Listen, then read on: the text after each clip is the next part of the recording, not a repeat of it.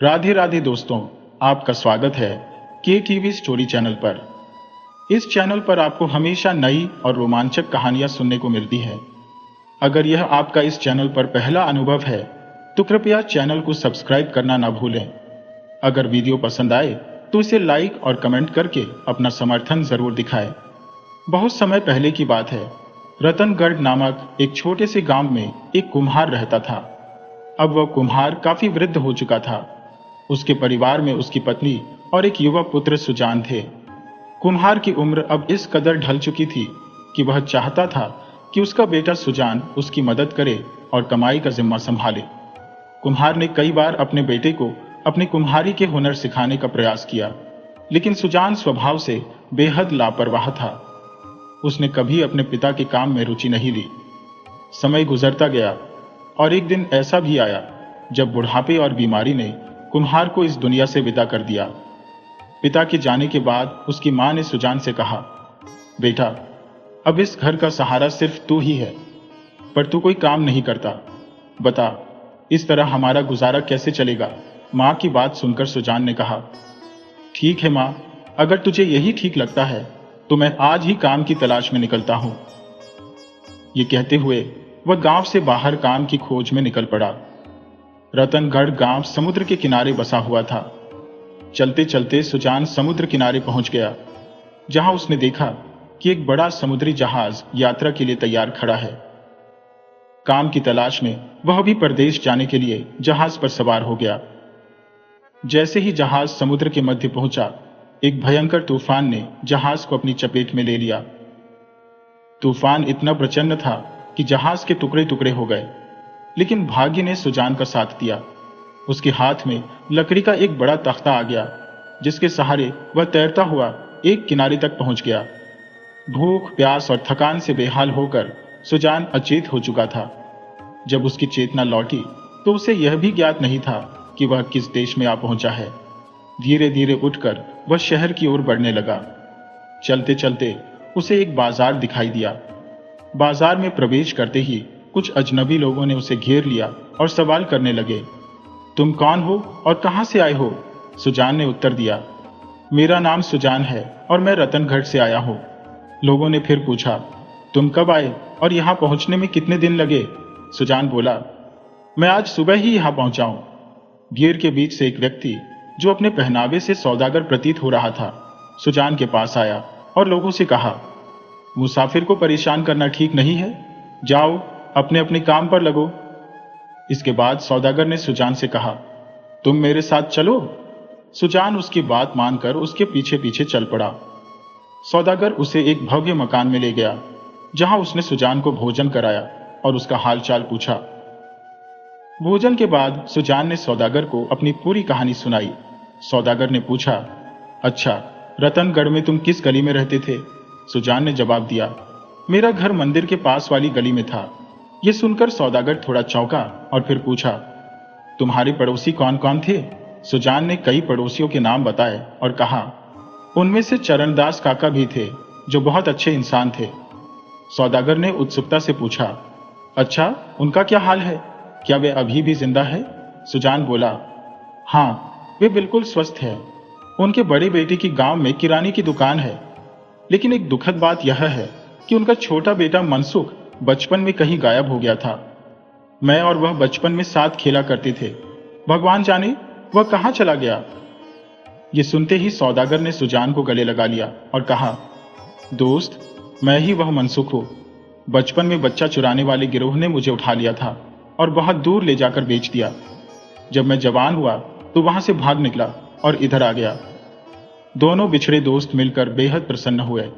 मनसुख ने बताया, यह देश हीरागढ़ कहलाता है और अब मैं यहीं का एक धनी सौदागर हूं। मनसुख ने सुजान को समझाते हुए कहा, देखो, अपनी यह कहानी यहां किसी को मत बताना। अगर तुम अपने कुम्हार होने की बात करोगे तो यहां के लोग तुम्हारा उपहास करेंगे। अब हम दोनों यहां दोस्त बनकर रहेंगे। यहां मेरी बहुत इज्जत है, यहां तक कि राजा भी मेरी काफी कद्र करता है। तुम मेरी बात मानो, जैसा मैं कहता हूं वैसा ही करो। बहुत जल्द तुम भी समृद्ध हो जाओगे। सुजान ने कहा, अरे, ये सब कैसे संभव होगा? मनसुख ने उत्तर दिया, पहले तुम आराम करो, सुबह मैं तुम्हें एक योजना समझाऊंगा। बस वही करना जो मैं कहूँ। तुम्हें यकीन नहीं होगा, लेकिन जब मैं इस शहर में आया था तो मेरे पास कुछ भी नहीं था। मैं बिल्कुल फकीर था, लेकिन मैंने कई तरकीबें अपनाई और देखो आज मेरे पास क्या नहीं है। आलीशान मकान, नौकर चाकर और हर सुख सुविधा। उस रात सुजान ने बड़े आराम से समय बिताया। सुबह नाश्ते के बाद जब वह आराम से बैठा था, मनसुख उसके पास आया। उसने सुजान को एक कीमती रेशमी पोशाक और एक शानदार पगड़ी दी। साथ ही एक थैली भी पकड़ा दी जिसमें पूरी 1000 अशर्फियां थी। मनसुख ने कहा, यह लो दोस्त, अब यह पोशाक और पगड़ी पहन लो, तुम्हारी पहचान ही बदल जाएगी। सुजान ने कपड़े पहन लिए और सचमुच वह किसी रईस सौदागर से कम नहीं लग रहा था। इसके बाद मनसुख ने निर्देश दिया, अब सुनो, थोड़ी ही देर में एक बग्घी आएगी, तुम उस पर शान से सवार हो जाना। बग्घी के साथ मेरा एक सेवादार रहेगा जो तुम्हारे हर आदेश का पालन करेगा। तुम सीधे यहाँ के सबसे बड़े कपड़े के बाजार में जाना, वहां तुम्हें कई व्यापारी मिलेंगे और मैं भी तुम्हें वही मिलूंगा। मनसुख ने आगे कहा, मैं अन्य व्यापारियों को बताऊंगा कि तुम किसी दूसरे राज्य के बहुत बड़े सौदागर हो जिनका कपड़ों का बड़ा व्यापार है। फिर मैं तुम्हारे पास आऊंगा और तुम्हारा हालचाल पूछूंगा। बाकी व्यापारी भी तुम्हारे साथ अच्छे संबंध बनाने की कोशिश करेंगे। मनसुख ने योजना का अहम हिस्सा समझाते हुए कहा, सुनो, व्यापारी लोग जब अपना माल लेकर चलते हैं तो उनका काफिला कई दिनों बाद शहर पहुंचता है। मैं उन्हें बता दूंगा कि तुम्हारा काफिला रास्ते में है और जल्द ही यहां आएगा। तुम उन्हें बताना कि तुम्हारे काफिले में 500 ऊंट है जिन पर बहुमूल्य सामान लदा हुआ है। मैं तुमसे पूछूंगा, क्यों साहब, आपके माल में रेशमी थान है क्या? तब तुम्हें कहना, हाँ बहुत सारे हैं। ये जो मैंने तुम्हें 1000 अशर्फियां दी हैं, उनसे तुम उन व्यापारियों से सामान खरीदना, जैसे तांबे के बर्तन, लोहे के औजार। लेकिन ध्यान रखना, खरीदारी करते समय मोल भाव जरूर करना। यदि कोई 10 अशर्फियों का दाम बताए तो तुम 8 अशर्फियां कहना। सुजान ने मुस्कुराते हुए कहा, अरे भाई, मैं तो सिर्फ 1 अशर्फी कहूंगा, क्योंकि अशर्फी तो सोने की होती है। यह सुनकर मनसुख ने कहा, अरे ठीक है, तुम चिंता मत करो, इस मामले में भी मैं तुम्हारी सहायता कर दूंगा। मैं तुम्हें माल खरीदने और बेचने की कला सिखाऊंगा।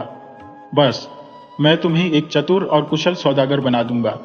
और सुनो, अगर तुम्हारा काफिला 1 महीने के भीतर भी न पहुंचे तो कह देना कि वह रास्ते में लौट गया। इसके बाद सुजान अपनी रेशमी पोशाक पहने हुए बाजार की ओर चल पड़ा। बिना किसी से पूछे या बताए वह मस्ती में झूमता हुआ एक विशाल दुकान में जा पहुंचा। वहां मनसुख पहले से ही मौजूद था। वह ऐसे बैठा था जैसे दुकान का बादशाह हो। जैसे ही मनसुख ने सुजान को देखा, वह तुरंत अपनी जगह से उठ खड़ा हुआ और झुककर उसे सलाम किया। वहां मौजूद अन्य व्यापारियों ने भी झुककर सुजान का अभिवादन किया। इसके बाद मनसुख ने अन्य व्यापारियों के कानों में कुछ फुसफुसाया और उन्हें बैठा दिया। फिर मनसुख ने सुजान से पूछा, मालिक, आपका माल कहाँ है? सुजान ने मुस्कुराते हुए उत्तर दिया, आसमान के नीचे और जमीन के ऊपर, यानी वह रास्ते में है। एक अन्य व्यापारी ने पूछा, आपके काफिले में कितने ऊंट हैं? सुजान ने लापरवाही से कहा, जब काफिला पहुंचेगा तो खुद गिन लेना।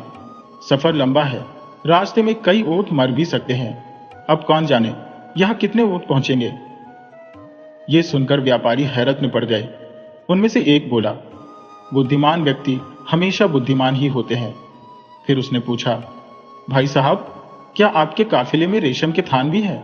सुजान ने आत्मविश्वास से कहा, रेशम के थान बेहिसाब है। इसके बाद मनसुख ने पूछा, और उसमें क्या क्या सामान है?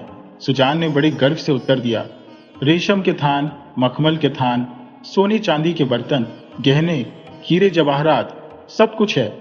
अब तो सभी व्यापारी यह मानने लगे कि सुजान कोई बड़ा और प्रभावशाली सौदागर है। तभी बातचीत के बीच में एक फकीर दुकान में झोली फैलाए हुए आ गया और भीख मांगने लगा। किसी व्यापारी ने उसे एक सिक्का दिया तो किसी ने 2। कुछ ने कह दिया, बाबा माफ करो। लेकिन जब वह फकीर सुजान के पास पहुंचा तो सुजान ने अपनी अशर्फियों की थैली में से मुट्ठी भरकर उसकी झोली में डाल दी। यह देखकर वहां और भी फकीरों की भीड़ लग गई। सुजान ने सबको मुट्ठी भर भर कर अशर्फियां बांटी, जब तक कि उसकी थैली पूरी तरह खाली न हो गई। इस घटना के बाद 2 दिनों में ही शहर भर में सुजान का नाम मशहूर हो गया। हर कोई, सौदागर, व्यापारी, दुकानदार, फकीर, यही कहने लगा कि सुजान जैसा दानवीर सौदागर दुनिया में कोई और नहीं है।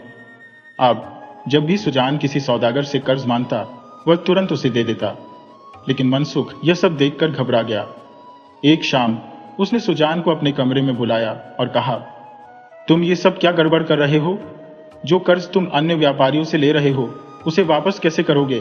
सुजान ने हंसते हुए कहा, क्यों नहीं कर पाऊंगा? मेरा काफिला 500-600 ऊंटों का है और उन पर लाखों का माल लदा हुआ है। जब वह आएगा तो मैं सारा कर्ज चुका दूंगा। मनसुख ने तिरस्कार भरी नजरों से देखते हुए कहा, कैसा काफिला? कौन सा काफिला? तुम्हारा कोई काफिला नहीं आ रहा। यह सुनकर सुजान ने विस्मय से कहा, यह तुम क्या कह रहे हो? मेरा काफिला आ रहा है। तुम नहीं जानते, वह बेहद लंबा काफिला है। ऊंट दर ऊंट सब धीरे धीरे चल रहे हैं। अब तक केवल 1 हफ्ते के अंदर सुजान वहां के कई धनवान व्यापारियों से 50,000 अशर्फियां उधार ले चुका था और वह सारी धनराशि फकीरों में बांट चुका था। उसने किसी भी व्यापारी से कोई माल नहीं खरीदा, जैसा कि मनसुख ने उसे समझाया था। इसके बजाय उसने अपनी सारी संपत्ति यूं ही खर्च कर दी। सुजान के इस रवैये से मनसुख तिलमिला उठा। गुस्से से भरे स्वर में उसने कहा, तुम तो एकदम नासमझ हो। होश में आओ। अगर इसी तरह कर्ज लेते रहोगे और भिखारियों को दान करते रहोगे तो मुझे मजबूर होकर सबको बताना पड़ेगा कि तुम एक कुम्हार के बेटे हो और सभी को धोखा दे रहे हो। सुजान ने शांत भाव से उत्तर दिया, हाँ हाँ, जरूर कह दो, लेकिन याद रखना, तुम ही ने अन्य व्यापारियों से कहा था कि मैं एक बड़ा सुदागर हूं और मेरे काफिले में सैकड़ों ऊंट है। मनसुख यह सुनकर आग बबूला हो गया। गुस्से में पैर पटकता हुआ वह वहां से बाहर चला गया। इस राज्य का राजा अत्यंत कंजूस और लालची था। वह हर समय सोना चांदी का संग्रह करने की योजनाओं में ही व्यस्त रहता। हालांकि उसका खजाना पहले से ही सोने, चांदी और हीरे जवाहरात से भरा हुआ था, लेकिन उसकी लालसा असीमित थी। वह निरंतर सोचता रहता कि और अधिक संपत्ति कैसे जुटाई जाए। जब राजा को यह समाचार मिला कि एक अत्यंत धनी सौदागर, जिसका नाम सुजान है, उसके राज्य में आया हुआ है और भिखारियों में अशर्फियां बांट रहा है, जबकि उसके सैकड़ों ऊंटों का काफिला कीमती सामान लेकर रास्ते में है, तो लालच से उसका मन मचल उठा। उसने सोचा, अगर यह सारा माल मेरे हाथ लग जाए तो मैं और अधिक समृद्ध हो जाऊंगा। तुरंत राजा ने अपने एक सेवक को बुलाया और आदेश दिया, दूसरे राज्य से जो यह धनी सौदागर हमारे राज्य में आया है, उसे तुरंत मेरे पास लेकर आओ। राजा के सेवक बिना देर किए मनसुख सौदागर के पास पहुंचे और सुजान को पकड़कर महल में ले आए।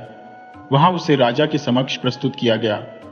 सुजान ने विनम्रता से कहा, मैं रतनगढ़ का सौदागर हूं। मेरे काफिले में सैकड़ों ऊंट है, जिन पर रेशमी कपड़े, मलमल के थान, सोने चांदी के बर्तन, गहने और भी बहुमूल्य सामान लदा हुआ है। ये सुनकर राजा की आंखें चमक उठी। वह भीतर ही भीतर सुजान की संपत्ति को हड़पने के उपाय सोचने लगा। अपनी योजनाओं को गुप्त रखते हुए राजा ने सुजान को विदा किया और अपने मंत्री को बुलाया। राजा ने गहरी चालाकी भरे स्वर में मंत्री से कहा, सुनो मंत्री, यह परदेसी सौदागर मेरे लिए सोने की चिड़िया के समान है। मैं चाहता हूं कि यह किसी और के हाथ न लगे। यह अत्यंत धनी है और इसके काफिले में असंख्य सोना, चांदी और हीरे मोती है। मैं चाहता हूं कि अपनी बेटी की शादी इससे कर दूं और इसे अपना दामाद बना लो। मंत्री ने बड़े संयमित स्वर में कहा, हुजूर, मुझे नहीं मालूम कि यह व्यक्ति कौन है। बिना उसके बारे में तहकीकात किए राजकुमारी की शादी इससे करना उचित नहीं होगा। राजा यह सुनकर तमतमा गया। उसने तीखे स्वर में कहा, तुम क्या चाहते हो कि मैं अपनी बेटी की शादी सुजान से न करूं? मुझे पता है तुम्हारे इस विरोध के पीछे तुम्हारी चाल है। तुम चाहते हो कि मैं अपनी बेटी का विवाह तुम्हारे बेटे से कर दूं। मंत्री ने हल्की मुस्कान के साथ उत्तर दिया, जी हां हुजूर, आपने बिल्कुल सही समझा। राजा क्रोध में बोला, यह कभी संभव नहीं हो सकता। तुम्हारे बेटे की असलियत मुझे भली भांति पता है। वह निकम्मा और मूर्ख है। मंत्री मौन रहकर वहां से चला गया। इसके बाद राजा ने सुजान को फिर से महल में बुलवाया और बड़े प्रसन्न भाव से कहा, सौदागर, तुम हमें अत्यंत प्रिय हो। मैं चाहता हूं कि तुमसे अपनी बेटी का विवाह कर दो। इस शुभ कार्य में विलंब नहीं होना चाहिए। यदि तुम सहमत हो तो कल ही महल में दूल्हा बनकर आ जाओ। सुजान का हृदय तो उल्लास से भर उठा, मानो नृत्य करने को आतुर हो, लेकिन राजा के समक्ष वह शांत रहा। उसने सिर झुकाकर कहा, जैसा आपका हुक्म हुजूर, मेरी क्या मजाल कि मैं इनकार कर सकूं। अगले दिन महल सज धज कर चकाचौंध हो उठा। सुजान दूल्हा बना और राजकुमारी कुसुमलता दुल्हन। दोनों का विवाह धूमधाम से संपन्न हुआ। महल में गीत संगीत गूंजने लगा और पूरे नगर में मिठाइयां बांटी गई। उधर मनसुख भय से सहमा हुआ था। उसके माथे पर पसीने की बूंदें छलक रही थी। वह 3-4 दिनों तक अपने घर से बाहर नहीं निकला, क्योंकि पूरे नगर में केवल उसे ही पता था कि सुजान कोई सौदागर नहीं बल्कि एक निर्धन कुम्हार है। राजकुमारी कुसुमलता, जो रूपवान होने के साथ साथ स्नेही और सरल स्वभाव की थी, महल की शोभा थी। वह सेवकों से भी मुस्कुराकर बात करती। सुजान को राजकुमारी की सादगी और सौम्यता बहुत भाई। वह अक्सर उसे ऐसे किस्से सुनाता कि राजकुमारी हंसी में लौटपोट हो जाती। दोनों के दिन और रात हंसी खुशी में बीतने लगे। राजकुमारी को संगीत का अत्यधिक शौक था। जब वह सितार बजाती तो सुजान मंत्रमुग्ध होकर सुनता। महल के दास दासियां और नौकर चाकर भी इस जोड़ी से बेहद खुश रहते। सुजान प्रतिदिन उन्हें कुछ न कुछ इनाम देता। नगर के भिक्षुक और फकीर भी सुजान की प्रशंसा करते। वे महल के द्वार पर आते और एक एक अशर्फी लेकर लौट जाते। लेकिन इस विवाह से कुछ लोग भीतर ही भीतर व्यथित भी थे। उनमें वे व्यापारी शामिल थे जिन्होंने सुजान को कर्ज दिया था। वे सोचने लगे कि अब उनका धन कैसे वसूल होगा। सुजान तो अब राजा के महल में रह रहा था। वहां जाकर अपना कर्ज मानना असंभव था। मनसुख भी इसी चिंता में घुला जा रहा था। सुजान का सबसे बड़ा विरोधी कोई और नहीं बल्कि राजा का मंत्री था। वह वर्षों से इस आस में बैठा था कि अपने बेटे का विवाह राजकुमारी से कराकर राजगद्दी पर उसे बैठाएगा। लेकिन सुजान के आगमन ने उसकी सारी योजनाओं पर पानी फेर दिया। राजा ने अपने खजांची को यह हुक्म दे रखा था कि उसका दामाद सुजान जो कुछ भी मांगे वह उसे तुरंत दे दिया जाए। राजा को प्रतिदिन यह उम्मीद रहती कि सुजान का व्यापारिक काफिला किसी भी समय पहुंचेगा और वह कीमती रेशम, हीरे, सोने चांदी के आभूषण अपने खजाने में जमा करवाएगा। राजा के अनुमान से उसे एक अशर्फी के बदले 100 गुना लाभ होना था। लेकिन न काफिला आया न उसकी कोई खबर। एक दिन राजा ने खजांची को बुलाया ताकि यह पता कर सके कि सुजान अब तक खजाने से कितनी संपत्ति ले चुका है। खजांची ने हिसाब किताब लगाकर कहा, हुजूर, आपके दामाद ने पहले दिन 109 अशर्फिया, दूसरे दिन 215 अशर्फिया और तीसरे दिन 311 अशर्फियां ली। इस तरह अब तक कुल 4000 अशर्फियां खर्च हो चुकी हैं।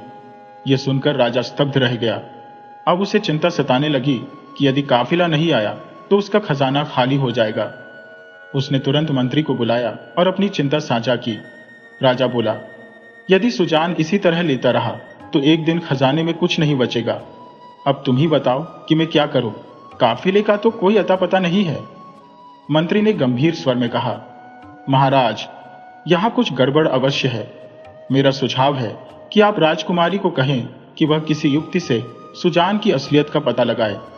यह भी पता करें कि काफिला वास्तव में आ रहा है या यह केवल एक भ्रम है। राजा ने उसी क्षण राजकुमारी को बुलाया और अपनी चिंता व्यक्त करते हुए कहा, बेटी, तुम्हें किसी तरह से सुजान की सच्चाई का पता लगाना होगा। यह जानना बेहद जरूरी है कि काफिला क्यों नहीं पहुंचा और यदि आएगा तो कब तक। मंत्री ने भी राजकुमारी से कहा, राजकुमारी जी, आपके पिता का खजाना अब खाली होता जा रहा है।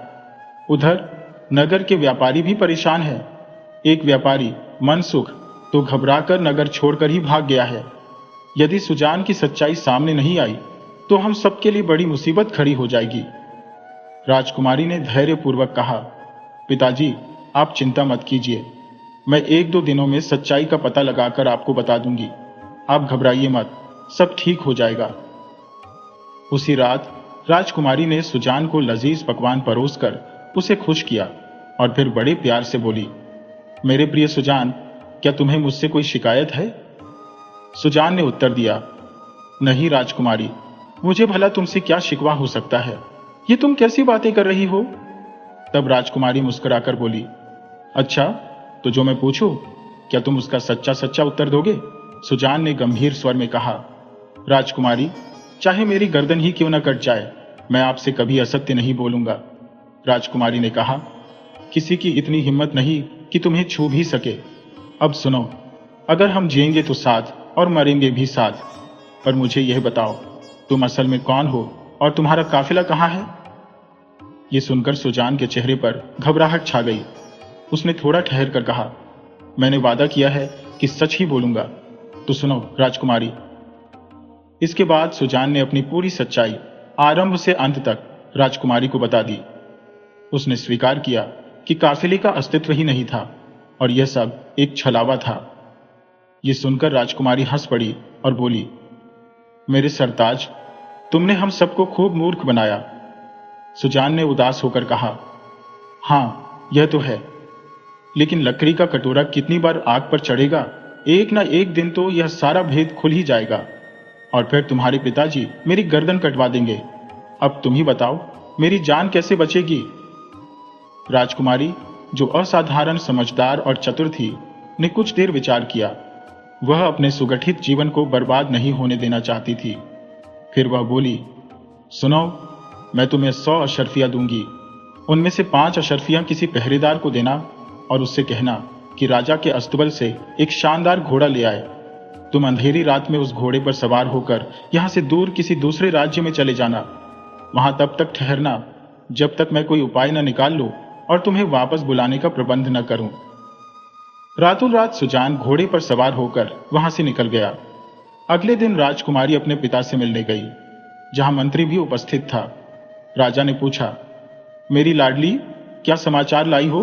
राजकुमारी ने गहरी सांस ली, अपने भावों को संयमित किया और बोली, पिताजी, आधी रात को मेरी दासी ने मुझे जगाया और कहा कि सुजान से मिलने कोई आया है।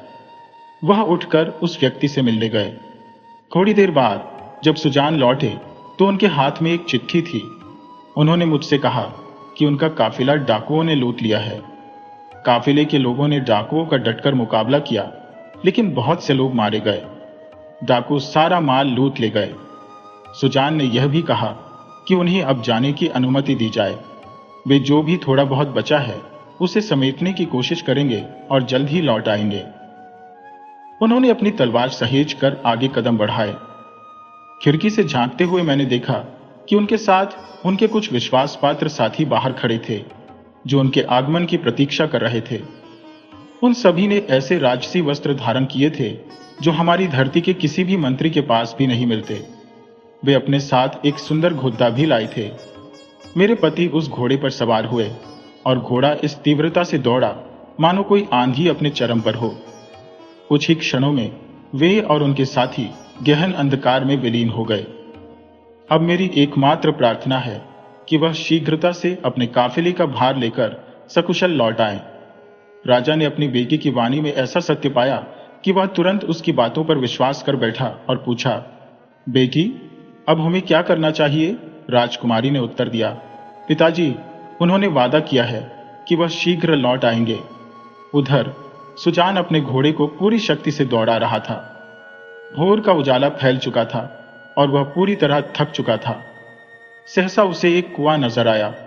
प्यास से व्याकुल होकर उसने पहले खुद पानी पिया और फिर अपने घुड्डा को भी तृप्त किया। कुछ और कदम चलने के बाद उसे इतना क्लांत महसूस हुआ कि उसने एक विशाल वृक्ष के नीचे बैठने का निश्चय किया। वहां एक बड़ी शिला पर बैठते ही शिला खिसकी और सुजान धड़ाम से एक सुरंग में जा गिरा। उसकी गिरावट के साथ ही कई छोटे पत्थर भी सुरंग में आ गिरे। इन पत्थरों के टकराने से एक कांच की बोतल फूट गई और उसमें से धुएं का गुबार उठने लगा। सहसा एक हंसी की गूंज वहां गूंजी और वह धुआं धीरे धीरे एक आकृति में बदल गया। आकृति से आवाज आई, मुझे इस कैद से मुक्त करने के लिए तुम्हारा अत्यधिक आभार। ये दृश्य देखकर सुजान कंपा उठा और मन ही मन सोचा, हे ईश्वर, मैं किस संकट में फंस गया हूं। वास्तव में वह एक प्रेत था जो बोला, डरो मत हे नेक दिल मानव, मैं प्रेतराज चक्रम हूं, लेकिन मैं कोई दुष्ट आत्मा नहीं बल्कि एक सज्जन प्रेत हूं। मुझे एक तांत्रिक ने अपने स्वार्थ के लिए वश में कर लिया था। जब मैंने उसके कहे गए दुष्कर्म करने से इनकार कर दिया तो उसने मुझे इस बोतल में कैद कर दिया। तांत्रिक तो काल के गाल में समा गया, लेकिन बीते 200 वर्षों से मैं इस बोतल में बंद था। तुमने मुझे आजाद कर बड़ी कृपा की है। अब घबराओ मत और मुझे बताओ कि मैं तुम्हारे लिए क्या कर सकता हूं। प्रेत की इन बातों से सुजान को थोड़ा साहस मिला। वह बोला, प्रेत भाई, मैं तो एक दुर्भाग्यग्रस्त मानव हूं जो निरंतर विपदाओं से भागता फिर रहा है। इसके बाद सुजान ने उसे अपना समूचा हाल सुनाया। प्रेत ने गंभीर स्वर में कहा, भाग्य ने तुम्हें इस कठिनाई में डाला और वही भाग्य अब तुम्हें उबारने की राह दिखा रहा है। तुम बिल्कुल सही स्थान पर आ पहुंचे हो। यह सुरंग उसी तांत्रिक द्वारा निर्मित है जिसने अपने छल कपट से लोगों का धन हड़प कर इसे यहीं छुपा दिया था। आज भी उसका संचित खजाना इस सुरंग में मौजूद है। प्रेत ने बड़े बड़े संदूकों की ओर संकेत किया। जब सुजान ने उन संदूकों को खोला तो उनकी आंखें विस्मय से चमक उठी। उनमें हीरे, मोती, जवाहरात और अशर्फियों का भंडार भरा पड़ा था। प्रेत ने कहा, अब यह संपूर्ण खजाना तुम्हारा है, क्योंकि वह तांत्रिक अब जीवित नहीं है। मैं अपनी दिव्य शक्ति से इस खजाने को तुम्हारी इच्छित जगह पर पहुंचा सकता हूं। सुजान ने कहा, यदि ऐसा हो सके तो मेरी जान बच जाएगी। प्रेत भाई, कृपा कर इस खजाने को ऊंटों पर लाद कर मेरे ससुर के महल के बाहर पहुंचा दो। प्रेत ने अपनी अद्भुत शक्ति का प्रयोग कर पलक झपकते ही सारा खजाना ऊंटों पर लाद दिया और उन्हें राजमहल के बाहर भेज दिया। सुजान ने प्रेत को हृदय से धन्यवाद दिया। प्रेत ने एक आखिरी बार मुस्कान दी और हमेशा के लिए ओझल हो गया। सुजान दौड़ता हुआ महल के भीतर गया और अपने ससुर को यह शुभ समाचार दिया कि वह अपने काफिले के साथ लौट आया है। यह सुनते ही राजा, मंत्री और राजकुमारी सभी महल के बाहर पहुंचे। ऊंटों पर लदे स्वर्ण, चांदी और बहुमूल्य रत्न देखकर राजा की खुशी का ठिकाना नहीं रहा। वह उल्लास में झूमने लगा। इस घटना के बाद राजा की नजरों में सुजान की प्रतिष्ठा और भी बढ़ गई। राजकुमारी भी विस्मित थी कि उसका पति यह सब कहां से लाया, लेकिन उसने उस समय चुप रहना ही उचित समझा। राजा ने इस आनंद के अवसर पर सुजान को गले लगाते हुए कहा, बेटा, आज से तुम ही मेरे राज्य के उत्तराधिकारी हो। मेरे बाद यही राज्य तुम्हारा होगा। संध्या के समय जब सुजान और राजकुमारी अकेले थे तो सुजान ने उसे पूरा वृतांत सुनाया कि कैसे उसने यह खजाना पाया। अब सुजान और राजकुमारी राजमहल में स्थायी रूप से रहने लगे। जब नगर के व्यापारियों को यह समाचार मिला कि सुजान अपार धन दौलत लेकर लौट आया है तो वे भी आनंदित हुए। सुजान ने सभी व्यापारियों को बुलाकर उनका ब्याज सहित ऋण लौटाया। यह खबर सुनकर उसका घनिष्ठ मित्र मनसुख भी उससे मिलने महल आया। सुजान ने उसे भी अशर्फियों से भरी थैली देकर आभार व्यक्त किया। कुछ दिनों बाद सुजान ने अपनी वृद्ध माता को भी महल में बुला लिया। अब वे सभी सुखी और समृद्ध परिवार की तरह साथ रहने लगे।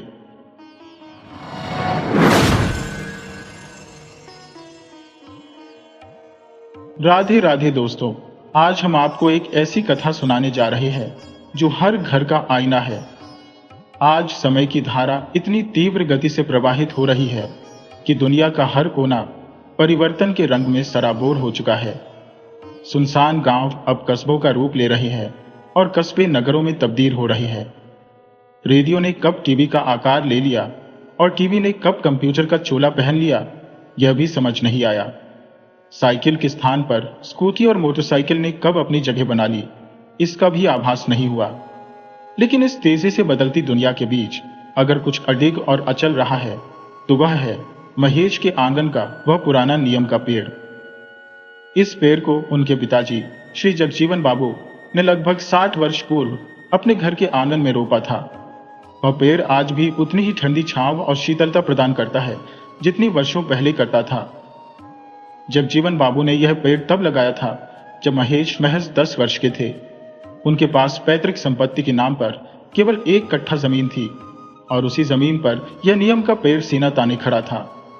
इसी भूमि पर जगजीवन बाबू ने एक कच्ची झोपड़ी बनाई थी जिसमें वे अपनी पत्नी सरिता, बेटे महेश और 2 छोटी बेटियों गुड़िया और कविता के साथ रहते थे। गुड़िया और कविता महेश से उम्र में छोटी थी।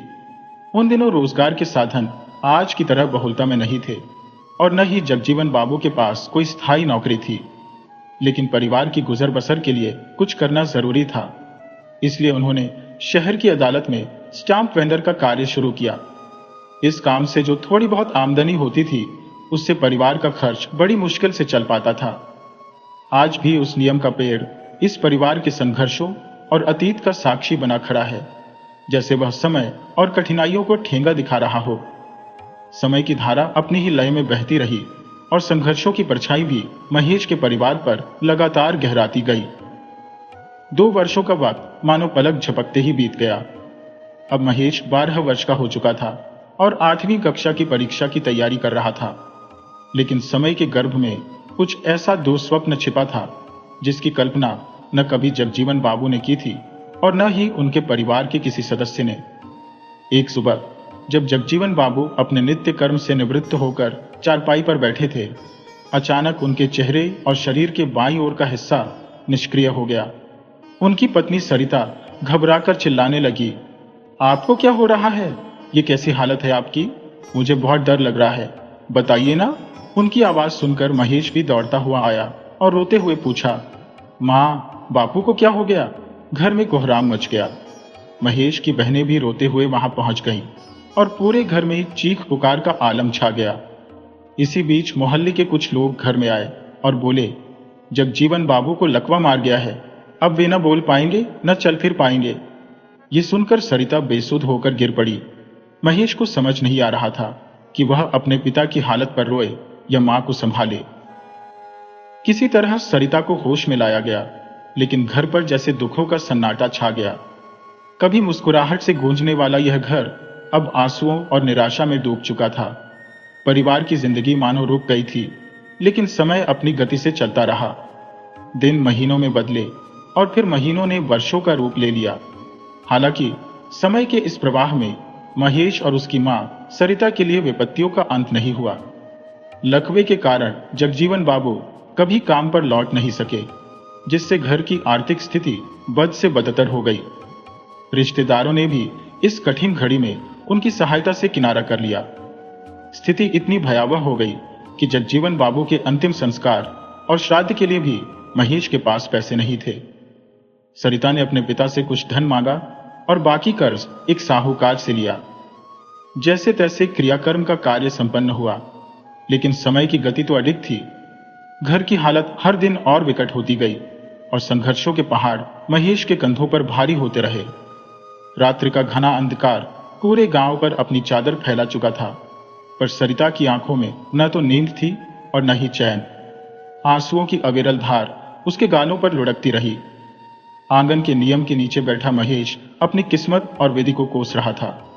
वह एक ऐसी वेदना में डूबा था जहां शब्द नहीं, केवल निःशब्द आहें थी। और अगर वहां कोई तीसरा भी आंसू बहा रहा था, तो वह था आंगन का वही पुराना नीम का पेड़, जो जगजीवन बाबू को अपने संरक्षक जैसा मानता था। उन्होंने उस पेड़ को कभी सूखने नहीं दिया था, जैसे वह उनका कोई और पुत्र हो। रोते रोते कब महेश को नींद ने अपने आंचल में सुला लिया, इसका उसे भान तक न हुआ। सुबह ने रात्रि को विदा कर दिया था।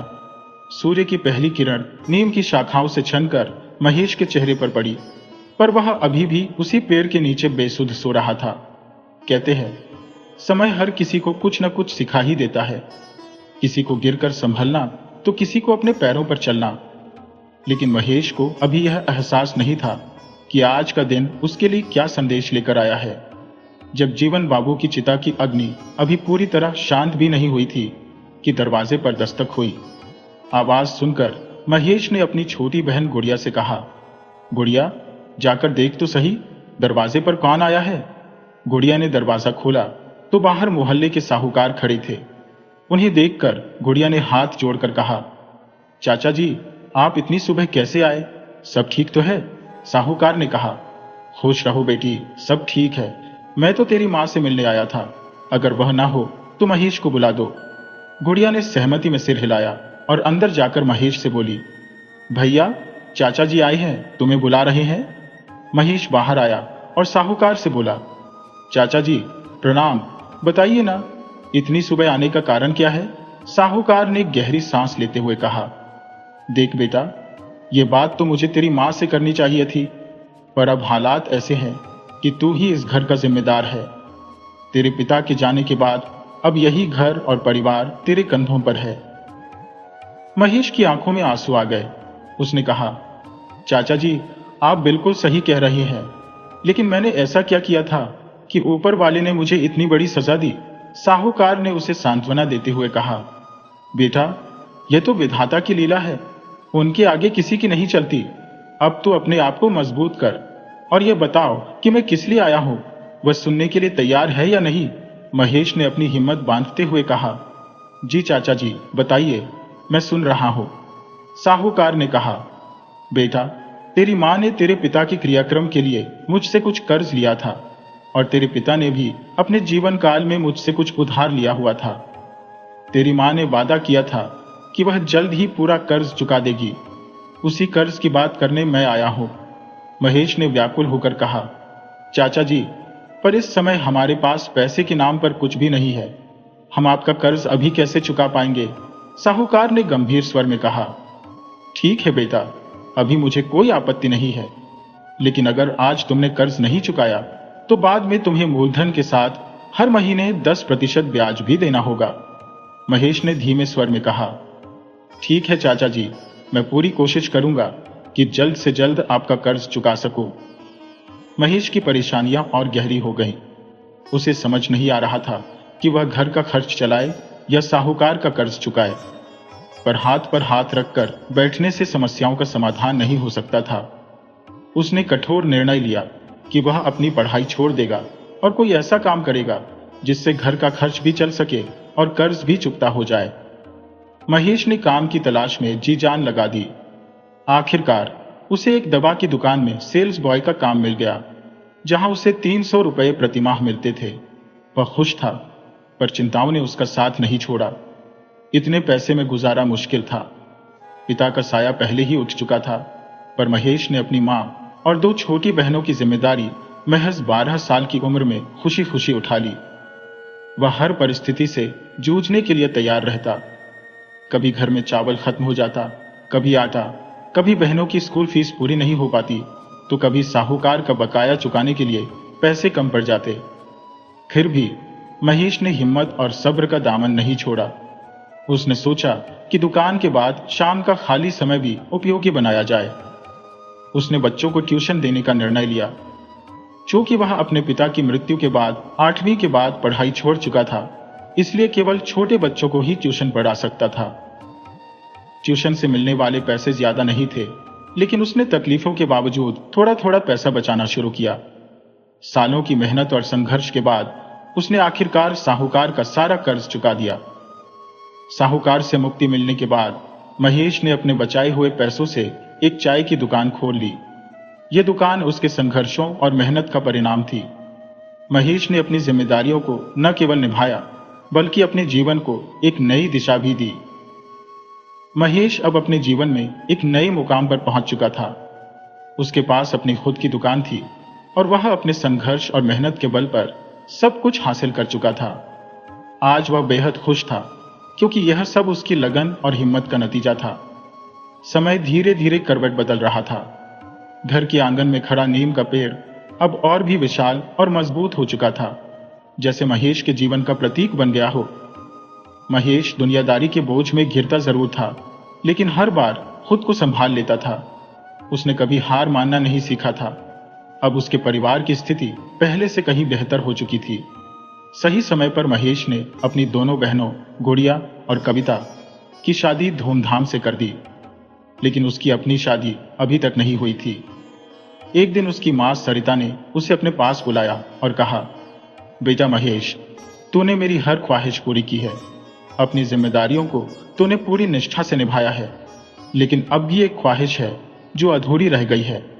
महेश ने पूछा, मां, ऐसी कौन सी ख्वाहिश है जो मैं पूरी नहीं कर पाया? तुम्हारे लिए तो मैं अपनी जान भी दे दूं। सरिता ने कहा, बेटा, जिंदगी का कोई भरोसा नहीं। मैं चाहती हूं कि मेरे जीते जी मैं अपनी बहू का मुखड़ा देख लूं, लेकिन यह तभी हो सकता है जब तू राजी हो। महेश ने मां को समझाने की कोशिश की, मां, तुम्हें ऐसी बहकी बहकी बातें नहीं करनी चाहिए।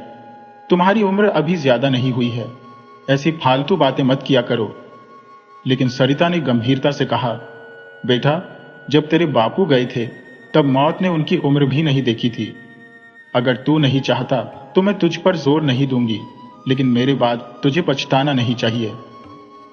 मां की यह बात सुनकर महेश मजबूर हो गया और शादी के लिए हाँ कर दी।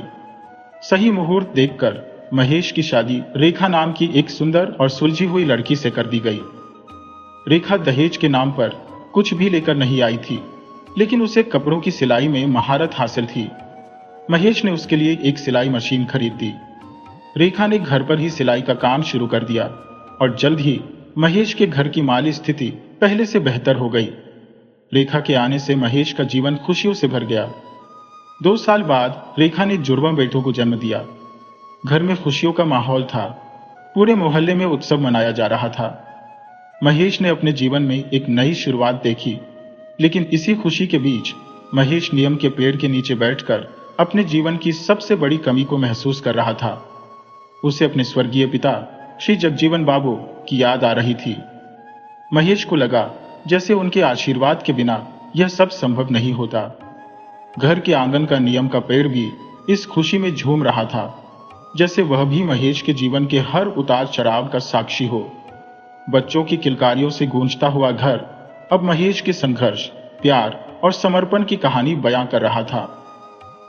जल्दी ही एक शुभ मुहूर्त देखकर महेश और रेखा ने अपने दोनों बच्चों का नामकरण संस्कार धूमधाम से कर दिया। बड़े बेटे का नाम सुरेश और छोटे का नाम दिनेश रखा गया। घर के आंगन का नीम का पेड़ भी मानो इस खुशी में झूम उठा था। दिनेश और सुरेश चंद्रमा की कलाओं की भांति बढ़ने लगे और उनके साथ साथ महेश और रेखा के नए सपने भी आकार लेने लगे। हालांकि सपनों को पूरा करने के लिए ज्यादा पैसों की जरूरत थी। महेश नहीं चाहता था कि उसके बच्चे भी उसकी तरह किसी अभाव में जिए। वह चाहता था कि सुरेश और दिनेश को एक ऐसा भविष्य मिले जो हर तरह की मुश्किलों से अछूता हो। इधर अपनी शादी के बाद भी कविता और गुड़िया का अपने मायके आना जाना लगा रहता था। कभी कभी तो वे 6-6 महीने तक मायके में रुक जाती थी। महेश अपनी बहनों से बेहद प्यार करता था, इसलिए वह कभी उन्हें कुछ कहता नहीं था। मगर महेश और रेखा को पता था कि घर के खर्चे और जरूरतें केवल प्यार मोहब्बत से नहीं चल सकती। इसके लिए दिन रात मेहनत करनी पड़ती थी। समय बीतता गया और सुरेश और दिनेश पूरे 5 साल के हो गए। अब महेश को उनकी पढ़ाई की चिंता सताने लगी। एक दिन उसने रेखा से कहा, रेखा एक बात कहो। रेखा मुस्कुराकर बोली, हाँ जी बोलिए।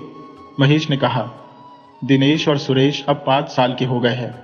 मैं सोच रहा था कि क्यों ना उनका स्कूल में दाखिला करवा दूं। रेखा उत्साहित होकर बोली, यह तो बहुत अच्छा विचार है, इसमें सोचने की क्या बात है।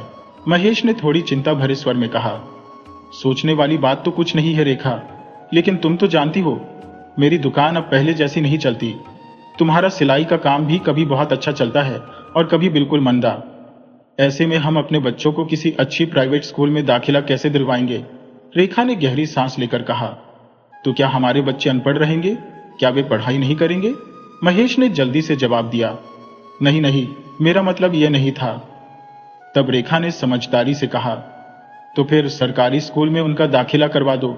पढ़ने वाले बच्चे कहीं भी पढ़ लेंगे। सरकारी स्कूल और प्राइवेट स्कूल का फर्क केवल दिखावे की बात है। असली बात यह है कि बच्चे मेहनत से पढ़ाई करें। पढ़ने की लगन होनी चाहिए। स्कूल तो माध्यम है। महेश ने सिर हिलाते हुए कहा, ठीक है जैसा तुम कहो, लेकिन हमें अपनी मेहनत और बढ़ानी होगी ताकि उनका भविष्य उज्जवल हो सके। रेखा मुस्कुराकर बोली, अरे जी, मैं तो हमेशा आपके साथ हूं। हर परिस्थिति में कदम से कदम मिलाकर चली हो और आगे भी चलूंगी। महेश ने उसे धन्यवाद देते हुए कहा, मुझे तुम्हारे साथ पर पूरा भरोसा है, लेकिन अब हमें ज्यादा पैसे कमाने के लिए और मेहनत करनी होगी। रेखा ने हंसते हुए कहा, उसकी चिंता आप मुझ पर छोड़ दो। वैसे भी मैं केवल आपके जीवन की रेखा नहीं हूं, बल्कि आपके भाग्य और भविष्य की भी रेखा हूं। महेश ने भी मुस्कुराकर कहा, यह तो सही है, तुम्हारे भाग्य से ही तो मुझे सुरेश और दिनेश मिले हैं। रेखा मजाक में बोली, अब ज्यादा मजाक मत करो, रात काफी हो चुकी है। जो करना है वह कल करेंगे। चलो अब सो जाओ। दोनों ने एक दूसरे की ओर देखकर मुस्कुराते हुए दिन का अंत किया। उनका आपसी समझ और समर्पण ही था जो उन्हें हर मुश्किल से लड़ने की ताकत देता था। घर के आंगन का नीम का पेड़ उनकी मेहनत और प्यार का मूक गवाह बना रहा। महेश ने सुरेश की बात मानते हुए अगले दिन अपने दोनों बेटों का दाखिला पास के सरकारी स्कूल में करवा दिया। दोनों बच्चे स्कूल में दाखिला पाकर बहुत खुश थे। समय अपनी रफ्तार से चलता रहा और सुरेश और दिनेश ने अपनी मेहनत और लगन से 5वीं कक्षा तक की पढ़ाई पूरी कर ली। अब वे दोनों बच्चे काफी समझदार और होशियार हो गए थे। एक दिन स्कूल से लौटते समय सुरेश ने महेश से कहा, पिताजी, हमारे स्कूल के ज्यादातर बच्चों के घर पर ट्यूशन टीचर आते हैं और उन्हें पढ़ाते हैं। महेश ने थोड़ा गुस्सा दिखाते हुए कहा, तो फिर? सुरेश ने झिझकते हुए कहा, पिताजी, मैं तो बस कह रहा था कि हमें भी ट्यूशन लगवानी चाहिए। आप हमारे लिए भी एक ट्यूशन टीचर रखवा दीजिए। महेश ने गंभीरता से कहा, बेटा, अभी हमारे पास ट्यूशन की फीस देने के लिए पैसे नहीं है। हमारा हाथ तंग है। हम पहले से ही स्कूल की फीस भरने में मुश्किलों का सामना कर रहे हैं। सुरेश यह सुनकर निराश हो गया और रोने लगा। रोते हुए उसने कहा, आपसे जब भी कुछ कहो आपका एक ही जवाब होता है, पैसे नहीं है, पैसे नहीं है। लेकिन इस बार मैं आपकी कोई बात नहीं सुनने वाला। अगर आपने मेरी ट्यूशन नहीं लगवाई तो मैं कल से स्कूल जाना भी छोड़ दूंगा।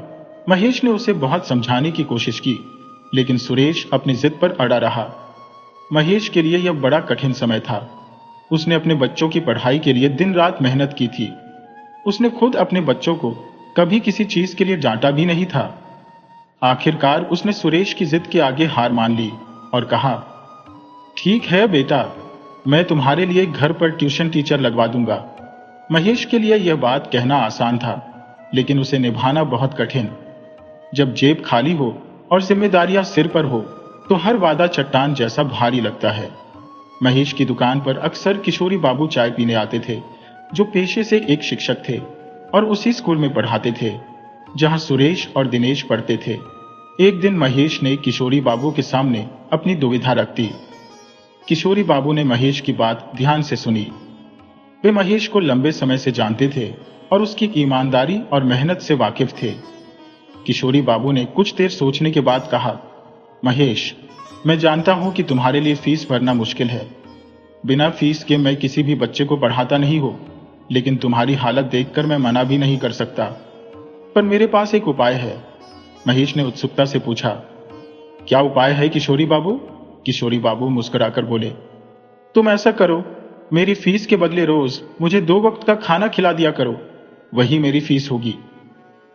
महेश की आंखों में आंसू आ गए। उसने हाथ जोड़कर किशोरी बाबू को धन्यवाद दिया और कहा, किशोरी बाबू, आपने मेरी बड़ी समस्या हल कर दी। मैं आपका यह एहसान कभी नहीं भूलूंगा। उस दिन के बाद किशोरी बाबू ने सुरेश और दिनेश को पढ़ाना शुरू किया।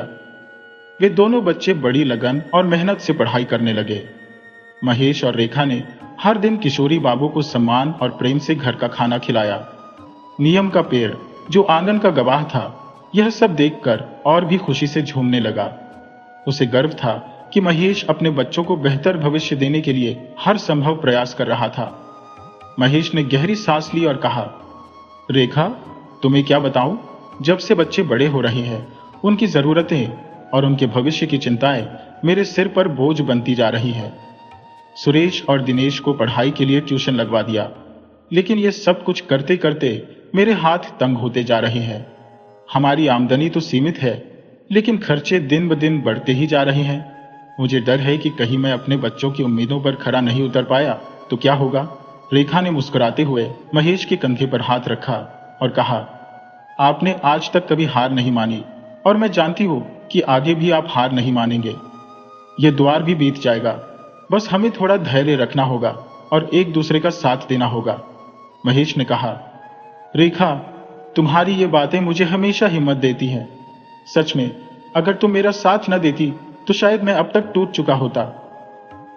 रेखा ने चाय का आखिरी घूंट लेते हुए कहा, सुनिए जी, आप जितनी मेहनत कर रहे हो उससे ज्यादा कुछ करना मुमकिन नहीं है, और जो मेहनत से हासिल होगा वही हमारे बच्चों के लिए सबसे अच्छा होगा। आपने हमेशा सही किया है और मैं जानती हूं कि आप आगे भी सही ही करेंगे। बस आप चिंता करना बंद कर दीजिए। हमारी मेहनत और ईमानदारी एक दिन रंग लाएगी। महेश ने हल्की मुस्कान के साथ कहा, तुम्हारे शब्द हमेशा मुझे नई ऊर्जा देते हैं रेखा। सच में तुम्हारे बिना मैं कुछ नहीं हूं। रेखा ने हंसते हुए कहा, चलो अब बातें करना बंद करो और सोने की कोशिश करो। सुबह होने से पहले हमें अपनी नींद पूरी कर लेनी चाहिए। नियम का पेड़ भी देखो, कितनी ठंडी छाप दे रहा है। हमारी परेशानियां चाहे जितनी बड़ी हो, लेकिन यह पेड़ हमें हर दिन सिखाता है कि धैर्य और सहनशीलता से सब कुछ सहा जा सकता है। महेश ने सिर हिलाया और कहा, तुम सही कहती हो रेखा। इस नियम के पेड़ ने हमारी हर मुश्किल घड़ी देखी है और हर खुशी में हमारे साथ झूमा है। सच में यह हमारे जीवन का हिस्सा बन चुका है। दोनों नियम के पेड़ की छांव में बैठकर कुछ देर और बातें करते रहे। जीवन की कठिनाइयों के बीच यह छोटे छोटे पल ही उनकी हिम्मत और स्नेह को बढ़ाते थे। रात के शांत माहौल में ठंडी हवा के साथ उनकी चाय और उनकी बातें धीरे धीरे सारी चिंताओं को बहाकर ले गई।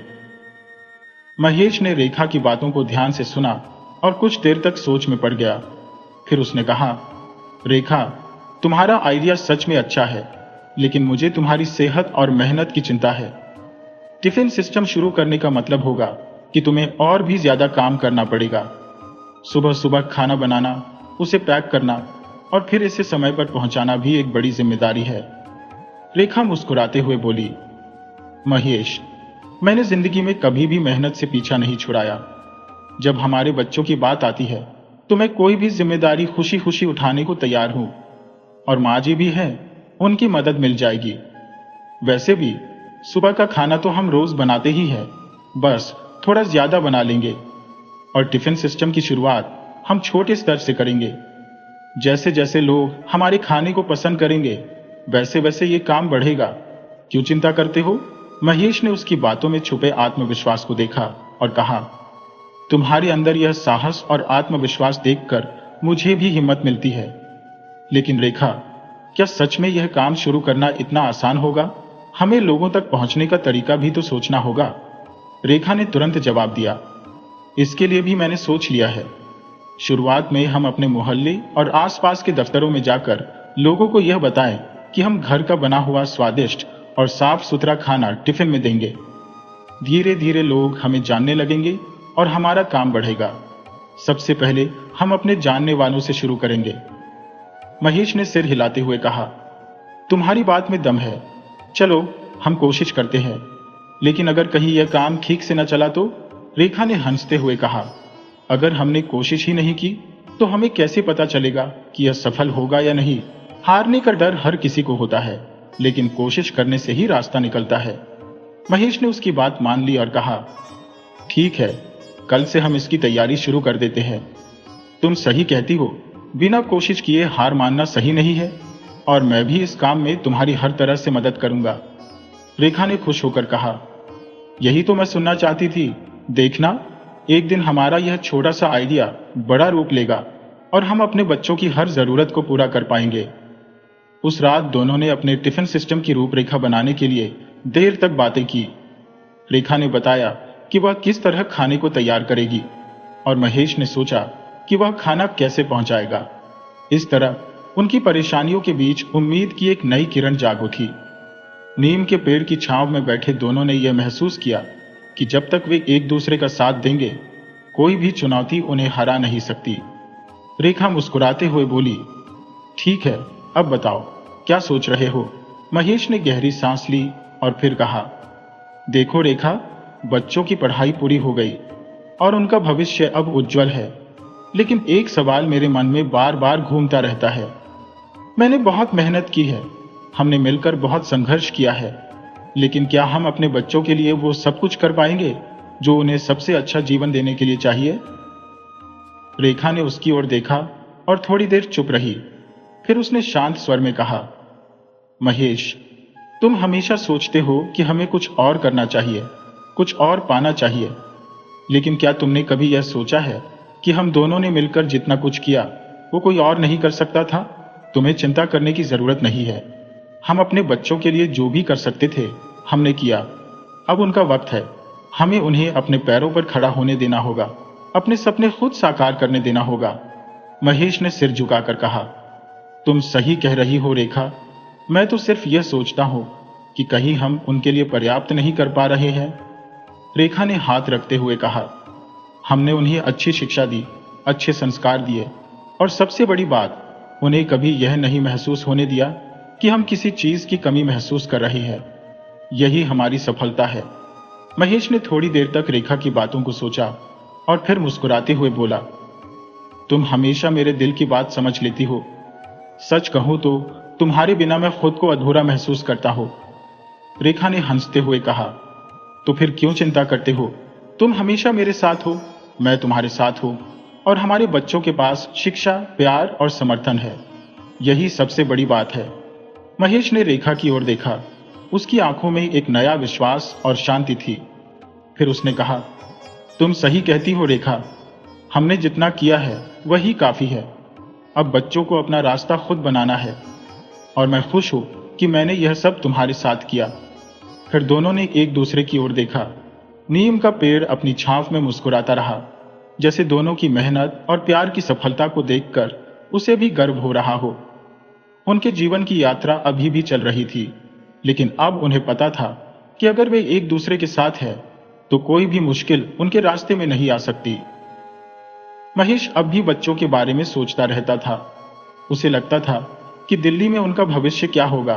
क्या वे वहां अपनी जड़ें बनाएंगे या फिर एक दिन भूलकर लौटेंगे नहीं? उसकी चिंता बढ़ रही थी, लेकिन रेखा हमेशा की तरह शांत रहती थी। एक दिन महेश ने रेखा से कहा, रेखा, तुम ठीक कहती हो कि बच्चों को अपने पंख फैलाने का मौका देना चाहिए, लेकिन मेरा दिल नहीं मानता। मुझे लगता है दिल्ली जैसे शहर में वे हमारी परवरिश को भूल सकते हैं, हमें अकेला छोड़ सकते हैं।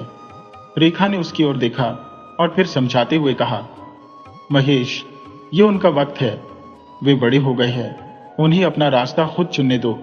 और अगर वे हमें भूलने का सोचें भी तो क्या फर्क पड़ेगा? हमने उन्हें जो संस्कार दिए हैं वो हमेशा उनके साथ रहेंगे। महेश ने सोचा और फिर कहा, तुम्हारी बात तो ठीक है रेखा, लेकिन क्या हम कभी भी उन्हें अपना रास्ता चुनने का सही मौका दे पाएंगे? रेखा ने मुस्कुराते हुए कहा, हाँ, हम ही हैं जिन्होंने उन्हें ये ताकत दी कि वे अपने फैसले खुद ले सके। अब उनका समय है, हमें उन्हें खुश देखना चाहिए। समय बीतता गया और दिनेश और सुरेश दिल्ली में अपनी जिंदगी बनाने में जुट गए। धीरे धीरे दोनों ने अपने अपने क्षेत्रों में सफलता हासिल की। दिनेश को अकाउंटिंग की नौकरी मिल गई, वहीं सुरेश ने मैनेजर के तौर पर काम शुरू किया। दोनों भाई खुश थे, लेकिन महेश और रेखा की चिंता कभी पूरी तरह से खत्म नहीं हुई। एक दिन रेखा ने महेश से कहा, देखो जी, अब हमें अपनी चिंता छोड़कर बच्चों की सफलता पर गर्व करना चाहिए। उन्होंने अपनी मेहनत से जो हासिल किया है वह हमें बहुत खुश करता है। महेश ने गहरी सांस ली और कहा, हाँ, तुम सही कह रही हो रेखा, अब मुझे लगता है कि हम दोनों ने अपने बच्चों को सही रास्ता दिखाया है। रेखा ने फिर कहा, देखो, हम एक दूसरे के साथ हैं और हमारे बच्चे अपनी जगह खुश हैं, तो हमें चिंता करने की बजाय खुश रहना चाहिए। महेश मुस्कुराते हुए बोला, तुम हमेशा सही कहती हो रेखा। उस दिन के बाद महेश और रेखा ने यह तय किया कि बच्चों की जिंदगी में उनका जो स्थान है वही सबसे महत्वपूर्ण है। वे अब खुश थे कि उनके बच्चे अपने जीवन में सफलता हासिल कर रहे हैं और उनका परिवार हमेशा साथ रहेगा, चाहे वे कहीं भी हो। महेश और रेखा दिल्ली जाने के लिए तैयार थे, लेकिन उनका मन फिर भी चिंताओं से भरा हुआ था। वे जानते थे कि बच्चों से मिलने का मौका शायद कुछ समय बाद ही मिले, लेकिन क्या यह मुलाकात उनके दिलों को फिर से जोड़ सकेगी? क्या उनके बच्चे अब भी उन्हें उतनी ही अहमियत देंगे जितनी पहले दी थी?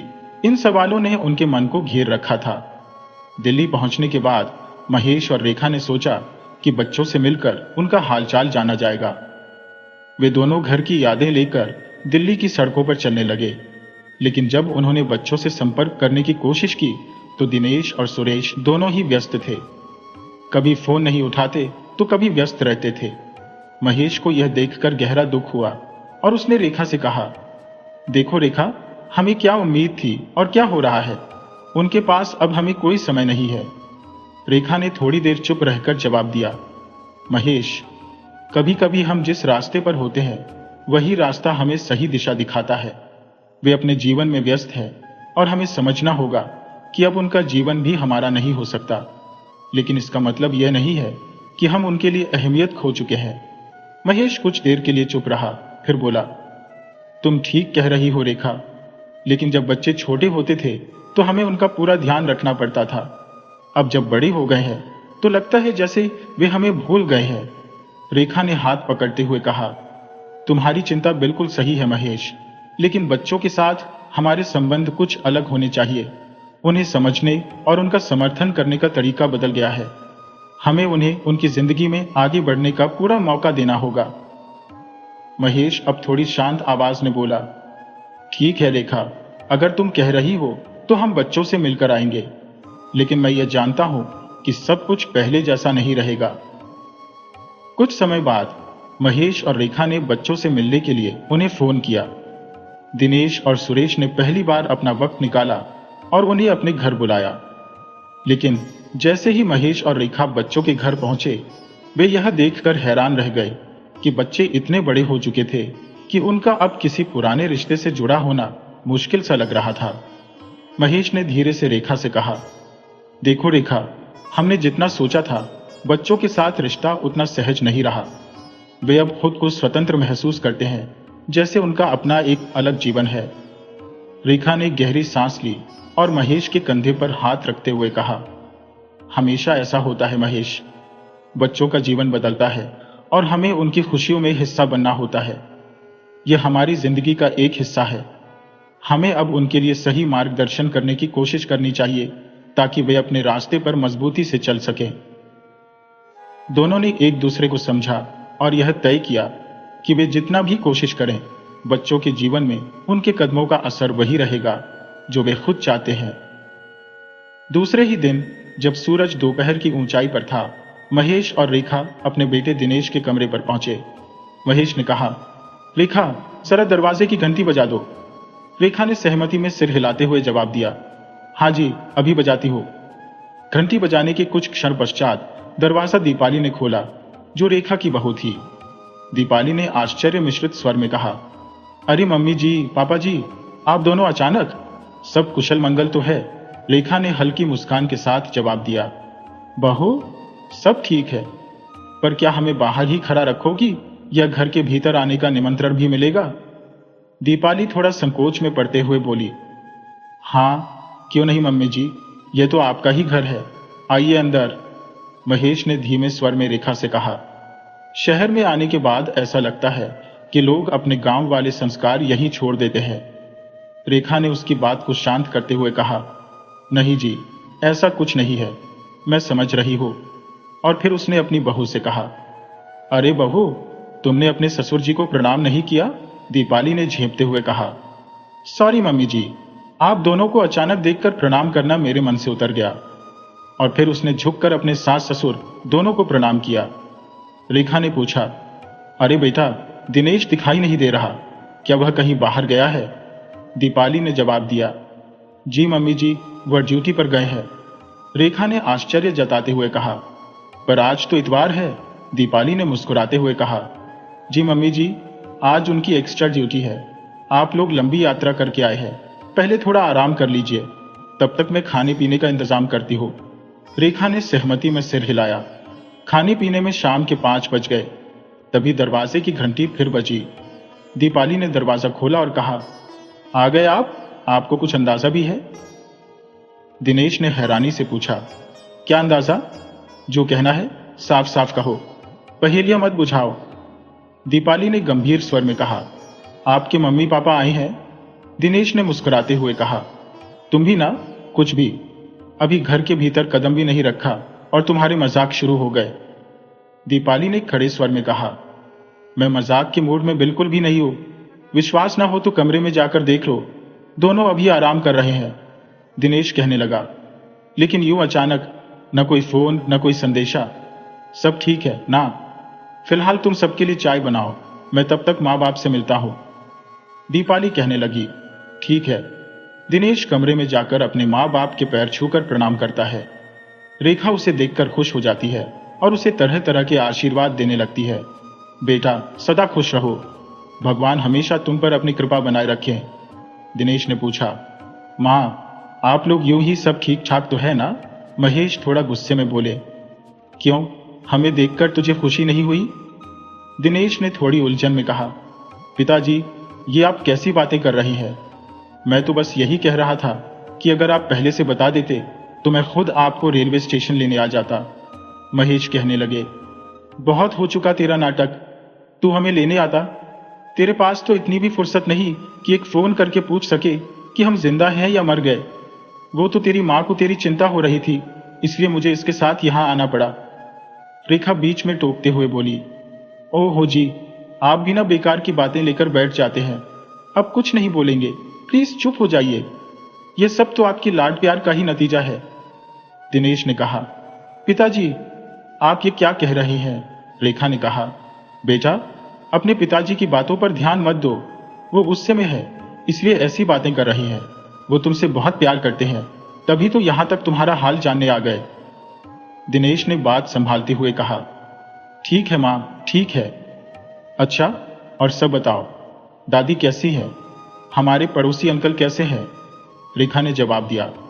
सब ठीक है बेटा, बस तेरी याद आ रही थी इसलिए चली आए, वरना तू तो जानता ही है कि तेरी दादी को अकेले छोड़कर आना हमारे लिए कितना मुश्किल है। भला हो हमारी पड़ोसन का, जिसने कह दिया कि तेरी दादी की देखभाल कुछ दिन के लिए कर लेगी। दिनेश ने दीपाली को आवाज लगाई। अरे दीपाली, क्या हुआ? चाय बना रही हो या नहीं? दीपाली रसोई से बोली। हाँ, बन गई, अभी लेकर आती हूँ। कुछ ही देर में दीपाली चाय लेकर आई और सबको चाय देने लगी। चाय देते हुए दीपाली ने रेखा से कहा। माँ जी, एक बात पूछूं? रेखा मुस्कुराते हुए बोली। हाँ बहू, पूछो। दीपाली ने थोड़ी झिझक के साथ कहा। माँ जी, वापसी का टिकट कब का कराया है? महेश तुरंत बोल पड़े। वाह बहू, अभी तो हमारे आई एक दिन भी पूरा नहीं हुआ और तूने हमें वापस भेजने का प्लान बना लिया। कहे तो अभी चले जाते हैं। दीपाली घबरा गई और बोली। अरे पिताजी, मेरा मतलब वो नहीं था। महेश ने चुटकी लेते हुए कहा। तो फिर क्या मतलब था?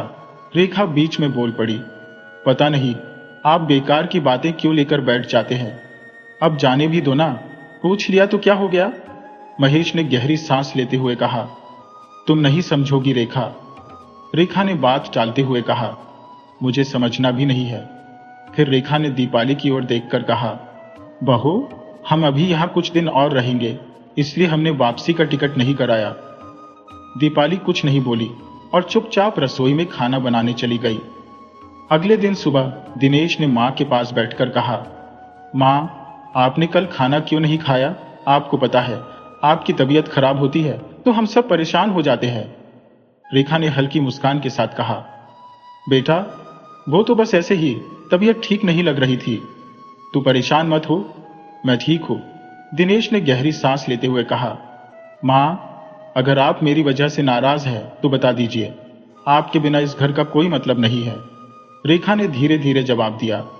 नहीं बेटा, ऐसा कुछ नहीं है, बस उम्र का असर है। अब शरीर पहले जैसा साथ नहीं देता। तभी दीपाली कमरे में आई और बोली। माँ जी, आपको तो कुछ भी चाहिए होता है, आप बस मुझे आवाज दे दिया करो, मैं ला दूंगी। रेखा ने दीपाली की ओर देखकर कहा। बहू, मैं जानती हूं कि घर के कामकाज में तो पहले ही बहुत व्यस्त रहती है, लेकिन बस थोड़ा सा प्यार और सहानुभूति ही काफी है। दीपाली कुछ पल के लिए चुप रही, फिर धीमे स्वर में बोली। माँ जी, अगर मैंने कभी कुछ गलत कहा हो तो उसके लिए माफी चाहती हूँ। आप मेरी भी माँ जैसी हैं। अगर आप खुश नहीं होंगी तो इस घर में खुशहाली कैसे होगी? रेखा ने दीपाली की बात सुनकर हल्का सा मुस्कुरा दिया और कहा। बस बेटा, प्यार और समझदारी बनाए रखना, यही सबसे बड़ा सहारा है। दिनेश ने भी कहा। दीपाली, माँ सही कह रही है, उनके आशीर्वाद से ही हमारा परिवार आगे बढ़ेगा। महेश ने बाहर से आकर कहा। ये हुई ना बात, चलो अब सब मिलकर बैठते हैं और बातें करते हैं। उस दिन रेखा ने महसूस किया कि उसकी चुप्पी और सहनशीलता ने घर के रिश्तों में आई खटास को थोड़ा कम कर दिया। दीपाली के व्यवहार में भी थोड़ा बदलाव आ गया था। रेखा ने सोचा कि शायद सब धीरे धीरे ठीक हो जाएगा। रेखा ने धीरे से कहा। महेश जी, रहने दीजिए, बहू जो लाई है वही खा लेती हूं। आप क्यों बहू को बार बार परेशान कर रहे हैं? महेश को रेखा की इस सहनशीलता पर थोड़ा गुस्सा आ गया। वे बोले। रेखा, ये सहने का वक्त नहीं है। जब बहू अपनी जिम्मेदारी नहीं निभा रही तो उसे सिखाना जरूरी है। ये उम्र हमारी आराम करने की है, न कि ऐसी बातें सहने की। महेश ने दीपाली को फिर बुलाया और गंभीर स्वर में कहा, बहू, ये क्या बात है? तुम्हें अपनी सास को ताजा और अच्छा खाना देना चाहिए। ये तो इंसानियत भी सिखाती है। ये बासी रोटियां क्या तुम्हारे हिसाब से ठीक है? दीपाली गुस्से से बोली, ससुर जी, आप और माँ जी को हमेशा मुझसे शिकायत रहती है। मैंने जानबूझकर बासी रोटियां दी है क्योंकि मुझे लगा कि आप लोग रात का बचा खाना भी खा सकते हैं। मैं कोई रानी नहीं हूं कि हर किसी की फरमाइशें पूरी करती रहूं। आपके बेटे दिनेश से कहिए कि मुझे एक नौकरानी रख दे, तब मैं सबकी पसंद का ध्यान रख पाऊंगी। महेश ये सुनकर दंग रह गए। उन्होंने कहा, दीपाली, तुम्हें अपनी जिम्मेदारियों का एहसास होना चाहिए। यह घर तुम्हारा भी है। तुम्हारी सास ने तुम्हें हमेशा बेटी माना, लेकिन तुम उनका सम्मान नहीं कर रही। यह सही नहीं है। रेखा ने बीच में टोकते हुए कहा, महेश जी, रहने दीजिए, मैं कुछ भी खा लूंगी। बहू के भी काम है, शायद थक जाती हो। आप इससे ज्यादा कुछ मत कहिए। महेश ने रेखा की ओर देखा और कहा, तुम्हारी यही सहनशीलता हमें कमजोर बना रही है। दीपाली को अपनी गलती समझनी चाहिए। इस पूरे घटनाक्रम से रेखा भीतर ही भीतर टूट गई। वह सोचने लगी कि आज के समय में रिश्तों में यह कड़वाहट क्यों आ गई है। महेश और रेखा ने अपने बेटों और बहू के लिए बहुत कुछ किया था, लेकिन अब उनके हिस्से में केवल ताने और उपेक्षा बची थी। रेखा ने महेश से कहा, हम गांव लौट चलें। यहां अब मन नहीं लगता। अपने पुराने दिनों में ही सुकून था। कम से कम वहां ये ताने तो नहीं सुनने पड़ते थे। महेश ने रेखा की आंखों में झांक कर देखा। वे समझ गए कि रेखा अंदर से कितनी आहत है। उन्होंने धीरे से कहा, ठीक है रेखा, हम जल्द ही गांव लौटेंगे। यहां अब हम बेगाने हो गए हैं। रेखा ने एक गहरी सांस ली और अपनी आंखों से छलकने वाले आंसुओं को रोकने की कोशिश की। दीपाली ने शायद यह सब देखा, लेकिन वह चुपचाप वहां से चली गई। घर में एक अजीब सा सन्नाटा पसर गया था। दिनेश ने जैसे ही अपने कमरे में कदम रखा, उसने देखा कि दीपाली बिस्तर पर लेटी हुई थी और उसका चेहरा गुस्से और नाराजगी से भरा हुआ था। दिनेश ने दरवाजा बंद किया और धीरे से पूछा, दीपाली, क्या हुआ? तुम्हारा मूड इतना खराब क्यों है? दीपाली उठते हुए बोली, क्या हुआ? तुम पूछ रहे हो? जब से तुम्हारे माँ बाप यहाँ आए हैं, मेरी जिंदगी मुश्किल हो गई है। सुबह से लेकर रात तक सिर्फ काम और शिकायतें ही सुनने को मिलती है। अब ये सब मुझसे सहा नहीं जाता। दिनेश ने गहरी सांस लेते हुए कहा, दीपाली, ये मेरे माँ बाप है। उन्होंने मुझे पाला पोसा है। क्या तुम्हें इतना भी समझ नहीं आता कि उनका ख्याल रखना हमारी जिम्मेदारी है? दीपाली गुस्से में बोली, जिम्मेदारी? मेरी भी कुछ जिंदगी है। मैं यहाँ नौकरानी नहीं हूं। तुम्हारे माँ बाप को अगर इतनी ही परेशानी है तो उन्हें गांव वापस भेज दो। यहाँ रहकर बस मेरी जिंदगी बर्बाद कर रही है। दिनेश ने अपनी आवाज को थोड़ी सख्त करते हुए कहा, दीपाली, ऐसी बातें करना बंद करो। मैं तुम्हारी हर बात समझता हूं, लेकिन मेरे माँ बाप का इस घर में पूरा हक है। अगर तुम्हें यह सब बुरा लग रहा है तो मुझे बताओ, मैं क्या करूं? दीपाली ने ठंडी आवाज में कहा, करना है तो कुछ ऐसा करो कि तुम्हारे माँ बाप अपना सामान बांधकर खुद ही यहां से चले जाए। मुझे उनके तानों और जरूरतों के लिए अब और वक्त नहीं देना। दिनेश को यह सुनकर बहुत दुख हुआ। उसने कहा, दीपाली, तुम्हारी बातें सुनकर मुझे शर्म आ रही है। मैं सोच भी नहीं सकता था कि तुम इस हद तक स्वार्थी हो सकती हो। अगर तुम मेरी माँ बाप की इज्जत नहीं कर सकती तो यह तुम्हारी कमी है, लेकिन मैं उन्हें कभी इस तरह नहीं छोड़ सकता। दीपाली ने तंज कसते हुए कहा, तो ठीक है, उन्हें अपने सिर पर बिठाकर रखो, लेकिन याद रखना, तुम्हारी ये निष्ठा एक दिन तुम्हारे ही लिए भारी पड़ेगी। दिनेश चुपचाप कमरे से बाहर निकल गया। उसने सोचा कि वह दीपाली से कुछ भी कहना बेकार है। वह सीधे अपने माता पिता के पास गया। दिनेश ने अपनी मां के पास बैठते हुए कहा, मां, तुम्हारी तबीयत अब कैसी है? दवाई खा ली ना? रेखा ने हल्की मुस्कान के साथ कहा, हाँ बेटा, तेरे पिताजी दूध और ब्रेड लेकर आए थे, मैंने खा लिया, तू चिंता मत कर। महेश ने दिनेश की तरफ देखते हुए कहा, बेटा, हमें यहां और नहीं रहना। हमने यहां बहुत दिन बिता लिए। अब गांव वापस जाने का वक्त आ गया है। दिनेश ने गंभीरता से कहा, पिताजी, मैं समझता हूं कि आपको यहां रहना मुश्किल हो रहा है, लेकिन मैं वादा करता हूं कि सब कुछ ठीक कर दूंगा। बस आप थोड़े दिन और रुक जाइए। महेश ने गहरी सांस लेते हुए कहा, बेटा, सब कुछ ठीक करने में वक्त लगता है, लेकिन कुछ रिश्तों को संभालने के लिए केवल वक्त नहीं, बल्कि समझ और दिल की जरूरत होती है। घर का माहौल गंभीर और उदास हो गया। बाहर अंधेरा और घना हो चुका था और अंदर रिश्तों की खामोशी और तनाव अपनी जगह बना चुका था। दिनेश यह सब सुनकर स्तब्ध रह गया। उसे महसूस हुआ कि घर का माहौल इतना बिगड़ चुका है कि हर कोई अपनी बात सही साबित करने में लगा है। उसने एक गहरी सांस ली और कहा, माँ, पिताजी, आप दोनों शांत हो जाइए। मैं दीपाली से बात करता हूँ। अगर मैंने कहीं गलती की है तो मैं खुद उसे समझाऊंगा। महेश गुस्से में बोला, तुझे क्या समझाना है? तेरी पत्नी को तो बस यही चाहिए कि हम यहां से चले जाएं। वो चाहती है कि इस घर में सिर्फ उसी का हुक्म चले। रेखा ने धीरे से कहा, महेश, चुप हो जाओ। अब और बात बढ़ाने से कुछ नहीं होगा। दिनेश को दीपाली से बात करने दो। दिनेश ने अपने कमरे की ओर रुख किया, जहां दीपाली गुस्से में सामान पैक कर रही थी। उसने कमरे में घुसते ही दरवाजा बंद किया और कहा, दीपाली, अब तो मुझे सब कुछ साफ साफ बताओ। इस घर में आखिर ऐसा क्या हुआ है कि तुम इसे छोड़कर जाना चाहती हो? दीपाली ने गुस्से और आंसुओं के साथ कहा, दिनेश, तुम्हें क्या समझाऊं? तुम्हारे माँ बाप मुझसे नौकरानी जैसा व्यवहार करते हैं। हर वक्त कोई ना कोई काम। सुबह से रात तक उनकी सेवा करते करते मैं थक जाती हूँ। और जब मैंने बासी रोटियां खाने को दी तो इतना बड़ा हंगामा खड़ा कर दिया। अब मुझसे और नहीं होगा। दिनेश ने ठंडी आवाज में कहा, दीपाली, अगर तुम्हें ऐसा लगता है तो तुमने मुझे पहले क्यों नहीं बताया? मैं बीच का रास्ता निकालने की कोशिश करता, लेकिन घर छोड़ने की बात करना कोई हल नहीं है। दीपाली ने कहा, तुम्हारे माँ बाप को समझाने का कोई फायदा नहीं। उन्हें तो बस मेरे हर काम में कमी निकालनी है। मैं अब और नहीं सह सकती। दिनेश ने गहरी सांस लेते हुए कहा, दीपाली, देखो, माँ बाप की उम्र हो चुकी है। उनकी जरूरतें और आदतें अब बदल नहीं सकती, लेकिन इसका मतलब यह नहीं कि हम उन्हें इस हालत में अकेला छोड़ दें। मैं जानता हूं तुम पर बहुत दबाव है, लेकिन क्या हम मिलकर इसका समाधान नहीं ढूंढ सकते? दीपाली थोड़ी नरम पड़ते हुए बोली, और क्या समाधान है दिनेश? मैं अब थक चुकी हूं। दिनेश ने उसके कंधे पर हाथ रखते हुए कहा, समाधान यही है कि हम दोनों एक टीम की तरह काम करें। माँ पिताजी के छोटे छोटे काम मैं संभालूंगा और तुम अपनी सहूलियत के हिसाब से मदद कर देना। हम बाहर से भी किसी को रख सकते हैं जो उनका ध्यान रखे, लेकिन इस तरह घर छोड़कर जाना सही नहीं है। दीपाली ने कुछ देर तक सोचा और कहा, ठीक है दिनेश, मैं तुम्हारी बात मान लेती हूँ, लेकिन अगर यह सब दोबारा हुआ तो मैं अब बिना कुछ कहे चली जाऊंगी। दिनेश ने राहत की सांस ली और कहा, मैं वादा करता हूं ऐसा नहीं होगा।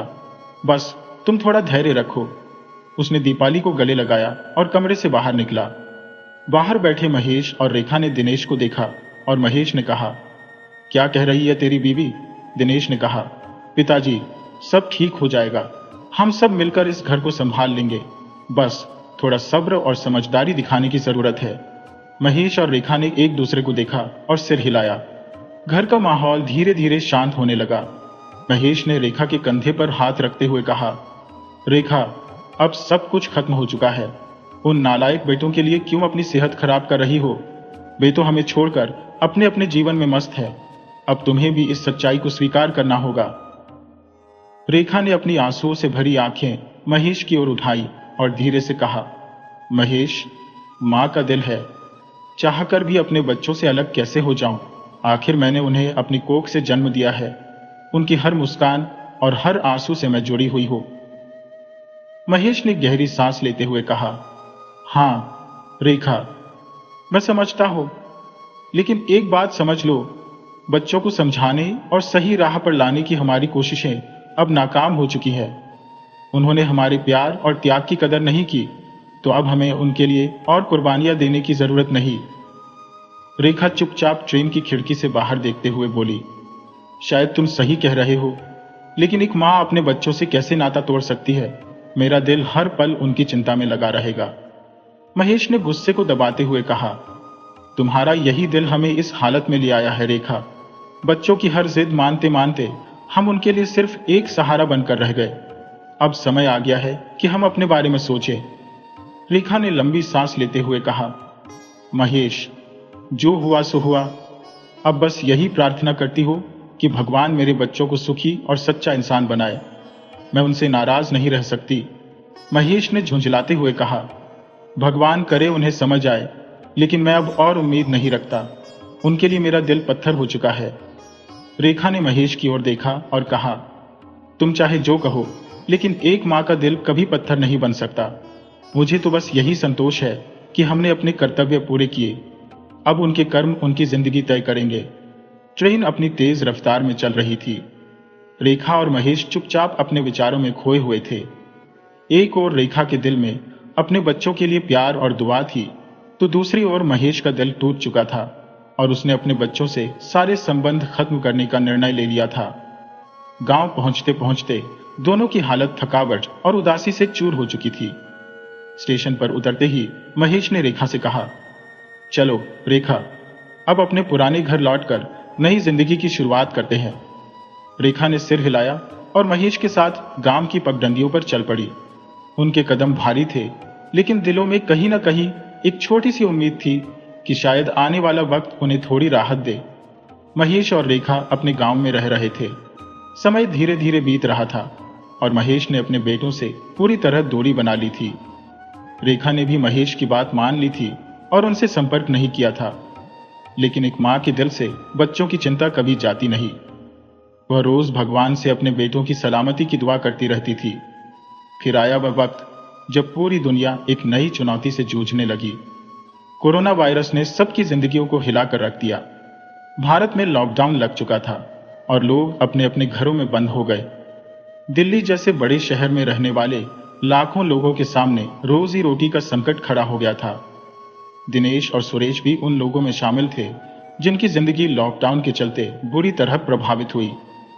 दिनेश की नौकरी चली गई थी और सुरेश को अपनी तनख्वाह का सिर्फ एक छोटा हिस्सा ही मिल पा रहा था। दोनों भाइयों के लिए दिल्ली में गुजारा करना नामुमकिन सा हो गया था। किराए का मकान, राशन और बाकी जरूरतों ने उन्हें आर्थिक तंगी की ऐसी स्थिति में डाल दिया जिसे संभाल पाना उनके लिए मुश्किल हो रहा था। दिनेश ने सुरेश से कहा, भाई, अब यहां और नहीं रह सकते। जो भी जमा पूंजी थी सब खत्म हो चुकी है। अब हमें घर लौटना होगा। सुरेश ने निराशा से कहा, लेकिन घर कैसे जाएंगे? ट्रेनें बंद है, बसें बंद है और हमारे पास इतना पैसा भी नहीं है कि टैक्सी ले सके। दिनेश ने गहरी सांस लेते हुए कहा, भले ही पैदल ही क्यों ना जाना पड़े, हमें माँ बाबूजी के पास लौटना होगा। उन्हें भले ही हमसे नाराजगी हो, लेकिन कम से कम वहां हमें छत और खाना तो मिलेगा। दोनों भाइयों ने अपने बैग पैक किए और दिल्ली की सड़कों पर पैदल ही अपने गांव की ओर निकल पड़े। उनके साथ सैकड़ों लोग थे जो अपनी अपनी मजबूरियों के चलते घर लौट रहे थे। गर्मी की तपती धूप में खाली पेट और थके हुए कदमों के साथ दिनेश और सुरेश गांव की ओर बढ़ते रहे। रास्ते में कई बार उन्होंने सोचा कि क्या उनके माँ बाप उन्हें माफ करेंगे, क्या वे उनके घर लौटने को स्वीकार करेंगे। इधर गांव में रेखा को अपने बेटों की चिंता सता रही थी। उसने महेश से कहा, सुनिए, पता नहीं हमारे बेटे किस हालत में होंगे। दिल्ली जैसे बड़े शहर में रहना कितना मुश्किल होगा। महेश ने गुस्से में कहा, रेखा, मैंने पहले ही कह दिया था, उन नालायक लड़कों की फिक्र मत करो। उन्होंने हमें हमारी हालत पर छोड़ दिया, अब हम भी उन्हें उनके हाल पर छोड़ देंगे। रेखा ने आंसू भरी आंखों से कहा, महेश, हम माँ बाप हैं, उनका भटक जाना हमारी असफलता है। अगर वे लौट कर आए तो क्या आप उन्हें घर में घुसने नहीं देंगे? महेश चुप हो गया। वह जानता था कि उसके दिल में भी अपने बच्चों के लिए प्यार था, लेकिन उसकी नाराजगी ने उस प्यार को दबा दिया था। कुछ दिन बाद रेखा और महेश अपने आंगन में बैठे थे। तभी दूर से दो थके हारे मैले कुचैले से लोग गांव की ओर आते दिखे। रेखा की आंखें उन चेहरों को पहचानने में एक पल भी नहीं लगी। वह रोते हुए उठी और चीख कर बोली, महेश, देखो, दिनेश और सुरेश लौट आए। महेश ने दूर तक देखा। उसके चेहरे पर पहले तो गुस्सा आया, लेकिन फिर उसकी आंखें भी नम हो गईं। उसने खुद को संभालते हुए कहा, रेखा, जाओ, उन्हें पानी दो। शायद अब उन्हें समझ आ गई होगी कि माँ बाप का महत्व क्या होता है। दिनेश और सुरेश घर के पास आकर गिर पड़े। रेखा ने दोनों को गले लगाकर कहा, बेटा, अब सब ठीक है, तुम घर लौट आए, यही बहुत है। महेश ने पास आकर कहा, जिंदा हो? चलो अब काम पर लग जाओ। जिंदगी ने जो सबक सिखाया है उसे कभी मत भूलना। दिनेश और सुरेश ने अपने पिता के पैर पकड़कर माफी मांगी और कहा, बाबूजी, अब हम कभी आपसे दूर नहीं जाएंगे। महेश ने उनका सिर सहलाया और कहा, अब तुम्हारे जीवन का असली अध्याय शुरू होता है। परिवार को संभालो और अपने कर्तव्यों को समझो, यही हमारी माफी होगी। दिनेश और सुरेश अपने घर के आंगन में खड़े थे। उनके दिलों में डर और उम्मीद का अजीब सा मेल था। मां रेखा उन्हें देख तो रही थी, लेकिन उनकी आंखों में कोई भाव नहीं था। दोनों भाइयों ने एक स्वर में कहा, मां, हमें माफ कर दो, हमसे बहुत बड़ी गलती हो गई। रेखा ने गहरी सांस लेते हुए कहा, माफी मांगने से क्या बदल जाएगा? क्या हमारे दिल पर लगे जख्म भर जाएंगे? जब हमें तुम्हारी सबसे ज्यादा जरूरत थी तब तुमने हमें अकेला छोड़ दिया। आज जब तुम्हारी मुश्किलें बढ़ी तो तुम्हें माँ बाप की याद आ गई। रेखा की बातों ने दिनेश और सुरेश को अंदर तक झकझोर दिया। सुरेश ने सिर झुकाकर कहा, माँ, हम जानते हैं कि हमने बहुत बड़ी गलती की, लेकिन अब हम बदल गए हैं। हमें एक मौका दीजिए, हम आपका विश्वास वापस जीत कर दिखाएंगे। रेखा ने अपने दोनों बेटों की ओर देखा। उनकी थकी हुई आंखों और झुके हुए सिर ने उसे कमजोर कर दिया। एक मां का दिल आखिर कितना कठोर हो सकता है। उसने कहा, जाओ, अंदर जाओ। शायद महेश तुम्हें देखे तो अपनी नाराजगी और बढ़ा ले, लेकिन याद रखना, यह मौका आखिरी है। अगर फिर से भरोसा तोड़ा तो वापस लौटने की कोई उम्मीद मत रखना। दोनों भाई और उनकी पत्नियां घर के अंदर गए। महेश अपने कमरे में बैठा अखबार पढ़ रहा था। दोनों ने डरते हुए कहा, बाबूजी, हमें माफ कर दीजिए, हमसे गलती हो गई। महेश ने अखबार नीचे रखा और उन्हें गुस्से से देखा। उसकी आंखों में दर्द और गुस्से का मिश्रण था। उसने कहा, मुझे माफ करने की बात मत करो, अपने कर्म सुधारो। ये घर तुम्हारा है, लेकिन यहां रहकर अपने कर्तव्यों का पालन करना सीखो। दिनेश और सुरेश ने अपने पिता के पैरों पर गिरते हुए कहा, बाबूजी, हमें एक मौका दीजिए, हम आपकी उम्मीदों पर खरा उतरेंगे। महेश ने अपनी नाराजगी को छुपाते हुए कहा, ठीक है, लेकिन इस घर में प्यार और जिम्मेदारी के साथ रहना सीखो। अगर एक बार फिर मुझे निराश किया तो इस बार मैं तुम्हें माफ नहीं करूंगा। इसके बाद दोनों भाइयों ने एक गांव में ही छोटे छोटे काम शुरू किए। वे अपने माता पिता की सेवा में जुट गए। रेखा के चेहरे पर खुशी लौट आई थी और महेश भी अब थोड़ा सहज हो गया था। लॉकडाउन ने उन्हें जीवन का सबसे बड़ा सबक सिखा दिया था। परिवार से बड़ा कोई धन नहीं और माँ बाप से बड़ा कोई गुरु नहीं। दिनेश और सुरेश दोनों ने अपने पिता महेश के पैरों को पकड़ लिया और जोर जोर से रोने लगे। सुरेश ने सिसकते हुए कहा, पिताजी, हमसे बहुत बड़ी गलती हुई है, हमें माफ कर दीजिए। हमने आपके प्यार और त्याग की कीमत नहीं समझी। अब हम आपके बिना एक पल भी नहीं रह सकते। महेश का पत्थर दिल आखिरकार पिघल गया। उसने अपने दोनों बेटों को उठाकर गले लगा लिया।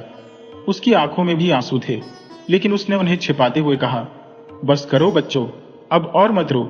जो हुआ उसे भुला दो, जिंदगी में आगे बढ़ने की कोशिश करो। बहुएं जो थोड़ी दूर खड़ी थी, यह दृश्य देखकर खुद को रोक नहीं सकी। वे भी आगे आई और महेश के पैर पकड़कर रोने लगी। दीपावली ने कहा, पिताजी, सब मेरी ही गलती थी।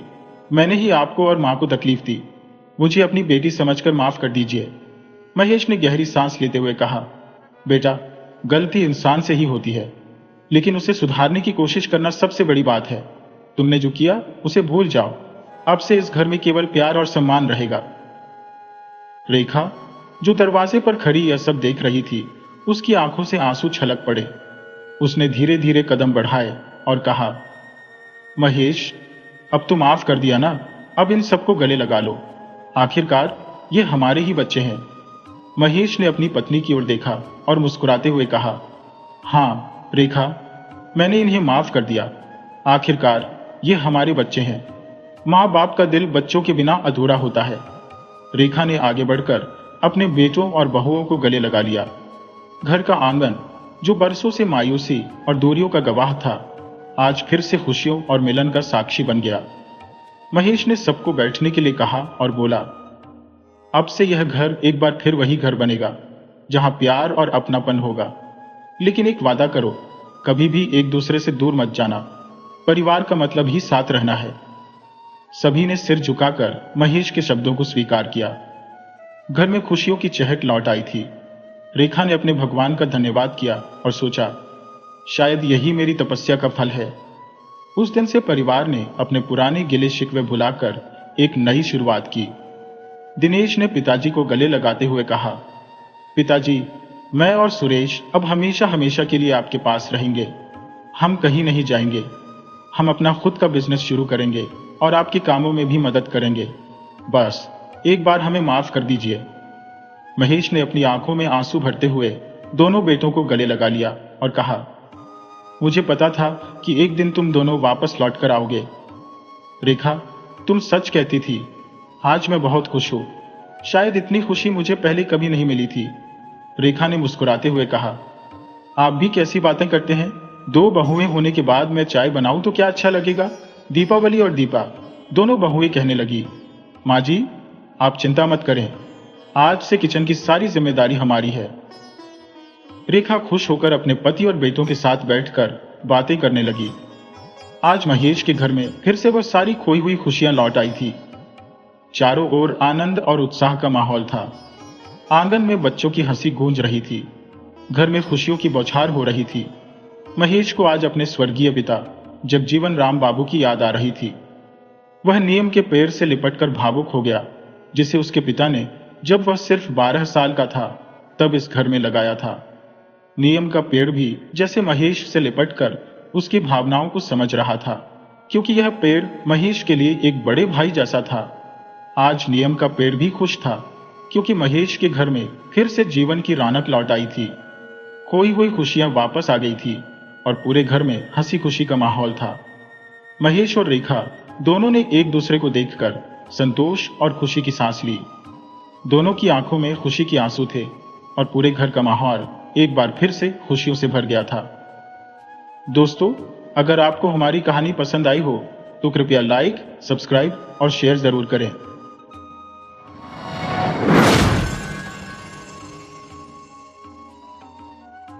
बहुत वर्षों पहले की बात है। रामपुर नामक राज्य में श्याम दत्त नाम का राजा शासन करता था। श्याम दत्त स्वभाव से अत्यधिक क्रोधी और बुद्धिमानी में अल्प था।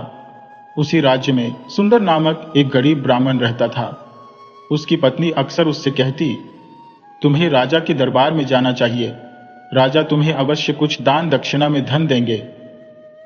पत्नी की बात मानकर सुंदर राजा के दरबार में गया। वहां उसने प्राचीन ग्रंथों में लिखी कहानियों को सुनाया। राजा और दरबारियों ने उन कथाओं को बड़ी चाव से सुना। कथा सुनाते हुए सुंदर ने कहा, इस ब्रह्मांड में पृथ्वी और आकाश के अतिरिक्त स्वर्ग और नरक भी है, जहां मनुष्य अपने कर्मों के अनुसार फल भोगते हैं। सुंदर की बातों को सुनकर राजा ने पूछा, पंडित जी, आपकी बातों पर मुझे शंका है। हम आकाश और धरती को देख सकते हैं, लेकिन यह कैसे संभव है कि कोई स्वर्ग या नरक में जाए? यह प्रामाणिकता से समझाइए। राजा का प्रश्न सुनकर सुंदर अचंभित हो गया। उसे भय हुआ कि यदि उसका उत्तर राजा को संतोषजनक न लगा तो उसे दंडित किया जा सकता है। वह डरते हुए बोला, महाराज, आपके प्रश्न का उत्तर देने के लिए मुझे प्राचीन पुस्तकों का गहन अध्ययन करना होगा। कृपया मुझे कुछ समय दें, मैं अवश्य इसका समाधान प्रस्तुत करूंगा। राजा ने कहा, ठीक है पंडित जी, परंतु मुझे शीघ्र ही सटीक उत्तर चाहिए। मैं आपके उत्तर की प्रतीक्षा करूंगा। सुंदर ने सिर झुकाकर उत्तर दिया, महाराज, मैं शीघ्रता से इस पर काम प्रारंभ करता हूं। जल्द ही आपको उत्तर दूंगा। यह सुनते ही सुंदर वहां से चला गया। उसके मस्तिष्क में यह प्रश्न उमड़ घुमड़ रहा था कि वह राजा को स्वर्ग और नरक जैसे गूढ़ विषय को कैसे समझाए। वह राजा के स्वभाव से भली भांति परिचित था और जानता था कि राजा अत्यंत क्रोधी और अल्प बुद्धि का व्यक्ति है। सुंदर सोचने लगा, यदि मेरा उत्तर राजा को संतुष्ट नहीं कर पाया तो वह मुझे कड़ा दंड देने से भी नहीं हिचकेगा। इस भय से उसने उसी रात अपने गांव सुंदर नगर लौट जाने का निर्णय किया। अगली प्रातः राज दरबार में राजा ने अपने मंत्री से पूछा, मंत्री जी, मैंने पंडित सुंदर से एक जटिल प्रश्न पूछा था। उसका उत्तर देने के लिए मैंने उसे समय दिया था। अब बताओ वह कहाँ है? बुलाओ उसे। मंत्री ने सिर झुकाते हुए उत्तर दिया, क्षमा करें महाराज, परंतु पंडित सुंदर का कहीं कोई पता नहीं है। ऐसा प्रतीत होता है कि वह अचानक कहीं चला गया है। राजा चिंतित स्वर में बोला, क्या वह मेरे प्रश्न के कारण भाग तो नहीं गया? मेरा प्रश्न सरल नहीं था, परंतु मुझे इसका उत्तर चाहिए ही चाहिए। मेरा संशय मेरे लिए असहनीय हो चुका है। राजा ने एक पल विचार किया और फिर आदेश दिया, मंत्री, इस प्रश्न को पूरे राज्य में प्रचारित कर दो। घोषणा करवा दो कि जो भी मेरे प्रश्न का सटीक उत्तर देगा उसे बड़ा इनाम मिलेगा। यह संदेश हर कोने कोने में फैला दिया जाए। मंत्री ने कहा, जैसा आप आदेश दें महाराज, मैं तुरंत यह कार्य करवा देता हूं। इस प्रकार राजा की जिज्ञासा को शांत करने हेतु पूरे राज्य में मुनादी करवा दी गई। राज्य भर में इस विषय पर चर्चा होने लगी, परंतु राजा को संतोषजनक उत्तर प्राप्त नहीं हुआ। उधर पंडित सुंदर जब अपने घर पहुंचा तो वह भयभीत और चिंतित था। घर पर उसकी पत्नी और पुत्र मोहन थे। मोहन अत्यंत आलसी और शरारती स्वभाव का था। वह किसी भी काम धंधे में रुचि नहीं रखता था और अपना समय मित्रों के साथ इधर उधर घूमने में व्यतीत करता था। मोहन अक्सर अपनी मां से पैसे मांगा करता, जिस पर उसकी मां नाराजगी जताते हुए कहती, तुम्हारे पिता जो कमाते हैं उससे बड़ी मुश्किल से घर चलता है। मैं तुम्हें बार बार पैसे नहीं दे सकती। तुम सारा दिन आवारागर्दी करते हो, कुछ काम क्यों नहीं करते? तुम्हारे जैसा पुत्र तो खोटा सिक्का है। मोहन चिढ़ते हुए बोला, मां, तुम ही बताओ मैं क्या करूं? अच्छा, फिलहाल मुझे बताओ कि तुम्हें क्या चाहिए। मां बोली, अभी तो तुम बनिए की दुकान से चावल ले आओ, मैं इन्हें पीसकर तुम्हारे लिए कुछ स्वादिष्ट पकवान बना दूंगी। जल्दी जाओ, अन्यथा देर हो जाएगी। मोहन झटपट पैसे लेकर चावल ले आया। उसकी मां ने चावलों को चक्की में डालकर पीसना शुरू कर दिया। मोहन वहां आया और मां को चक्की में चावल पीसते हुए देखकर बोला, मां, तुम्हें इसमें कितना समय लगेगा? मुझे अपने दोस्तों के साथ नदी पर भी जाना है। अरे ठहरो बेटा, थोड़ा धैर्य रखना सीखो। मैं तो तुम्हारा ही काम कर रही हूं। तुम स्वयं तो कोई काम करते नहीं, कम से कम मेरी मदद ही कर दिया करो। अच्छा, यह बताओ, क्या तुमने राजा के प्रश्न के बारे में सुना है? अपनी मां से यह बात सुनकर मोहन चकित होकर बोला, राजा का प्रश्न? कौन सा प्रश्न? भला राजा को कौन सी समस्या हो सकती है? मैंने तो यही सोचा था कि समस्याएं केवल हम जैसे आम लोगों को होती हैं। मां ने गहरी सांस लेते हुए कहा, तुम्हारे पिता ही इस प्रश्न की जड़ है। वह इस बारे में सबसे अच्छी तरह जानते हैं। जब वे आएंगे तो उन्हीं से पूछ लेना। इतने में सुंदर वहां पहुंच गया। मोहन ने तुरंत पूछा, पिताजी, राजा के साथ यह क्या मामला है? मैंने सुना है कि आपने उनके लिए कोई समस्या खड़ी कर दी है। सुंदर ने गंभीर स्वर में कहा, क्या बताऊं बेटा? पौराणिक कथा सुनाते सुनाते मैं स्वर्ग और नरक के बारे में बताने लगा। इसी बीच राजा के मन में संदेह उत्पन्न हो गया और उन्होंने एक सवाल पूछ डाला। कैसा सवाल पिताजी? मोहन ने उत्सुकता पूर्वक पूछा। सुंदर ने कठोर स्वर में कहा, तुम्हें जानने की क्या आवश्यकता है? यह बच्चों के समझने की बात नहीं है, खासकर तुम्हारे जैसे के लिए जो सारा दिन इधर उधर घूमता रहता है। सुंदर की यह बात सुनकर मोहन की रुचि और भी बढ़ गई। उसने जिद करते हुए कहा, पिताजी, पहले आप बताइए तो सही कि वह सवाल क्या है। सुंदर ने हार मानते हुए कहा, ठीक है, सुनो। महाराज चाहते हैं कि उन्हें स्वर्ग और नरक के बारे में प्रामाणिकता के साथ विस्तार पूर्वक बताया जाए। वे इस विषय को लेकर अत्यधिक उत्सुक है। इतने में मोहन की मां बीच में बोल पड़ी, सुनो मोहन, इन बातों की चिंता छोड़ो। इसका उत्तर तुम्हारे पिता भी नहीं दे पाए, तुम तो बिल्कुल नहीं दे सकोगे। चलो मेरी थोड़ी मदद कर दो, तब तक मैं तुम्हारा नाश्ता बना देती हूँ। ये कहते हुए मां ने चक्की का ऊपरी पहिया निकाला और किनारे से आटा इकट्ठा करने लगी। मोहन ने देखा कि चक्की से कुछ चावल के दाने कुचले हुए निकले हैं, जबकि कुछ साबुत बचे हुए हैं। अचानक मोहन के मन में एक विचार कौंधा। वह उत्साहित होकर बोला, मां, मुझे राजा की समस्या का हल मिल गया है। मैं आज ही महल जाऊंगा और इस सवाल का उत्तर दे दूंगा। मोहन की बातें और आत्मविश्वास सुनकर उसके माता पिता अचंभित रह गए। सुंदर ने कहा, तुमने क्या कहा? तुम्हें इसका हल मिल गया? जब मैं इसका उत्तर नहीं दे पाया तो तुम्हें कहां से उत्तर मिल गया? क्या तुम जानते हो राजा कितने गुस्सैल है? यदि तुम्हारा उत्तर उन्हें पसंद नहीं आया तो वे तुम्हें कठोर दंड देंगे।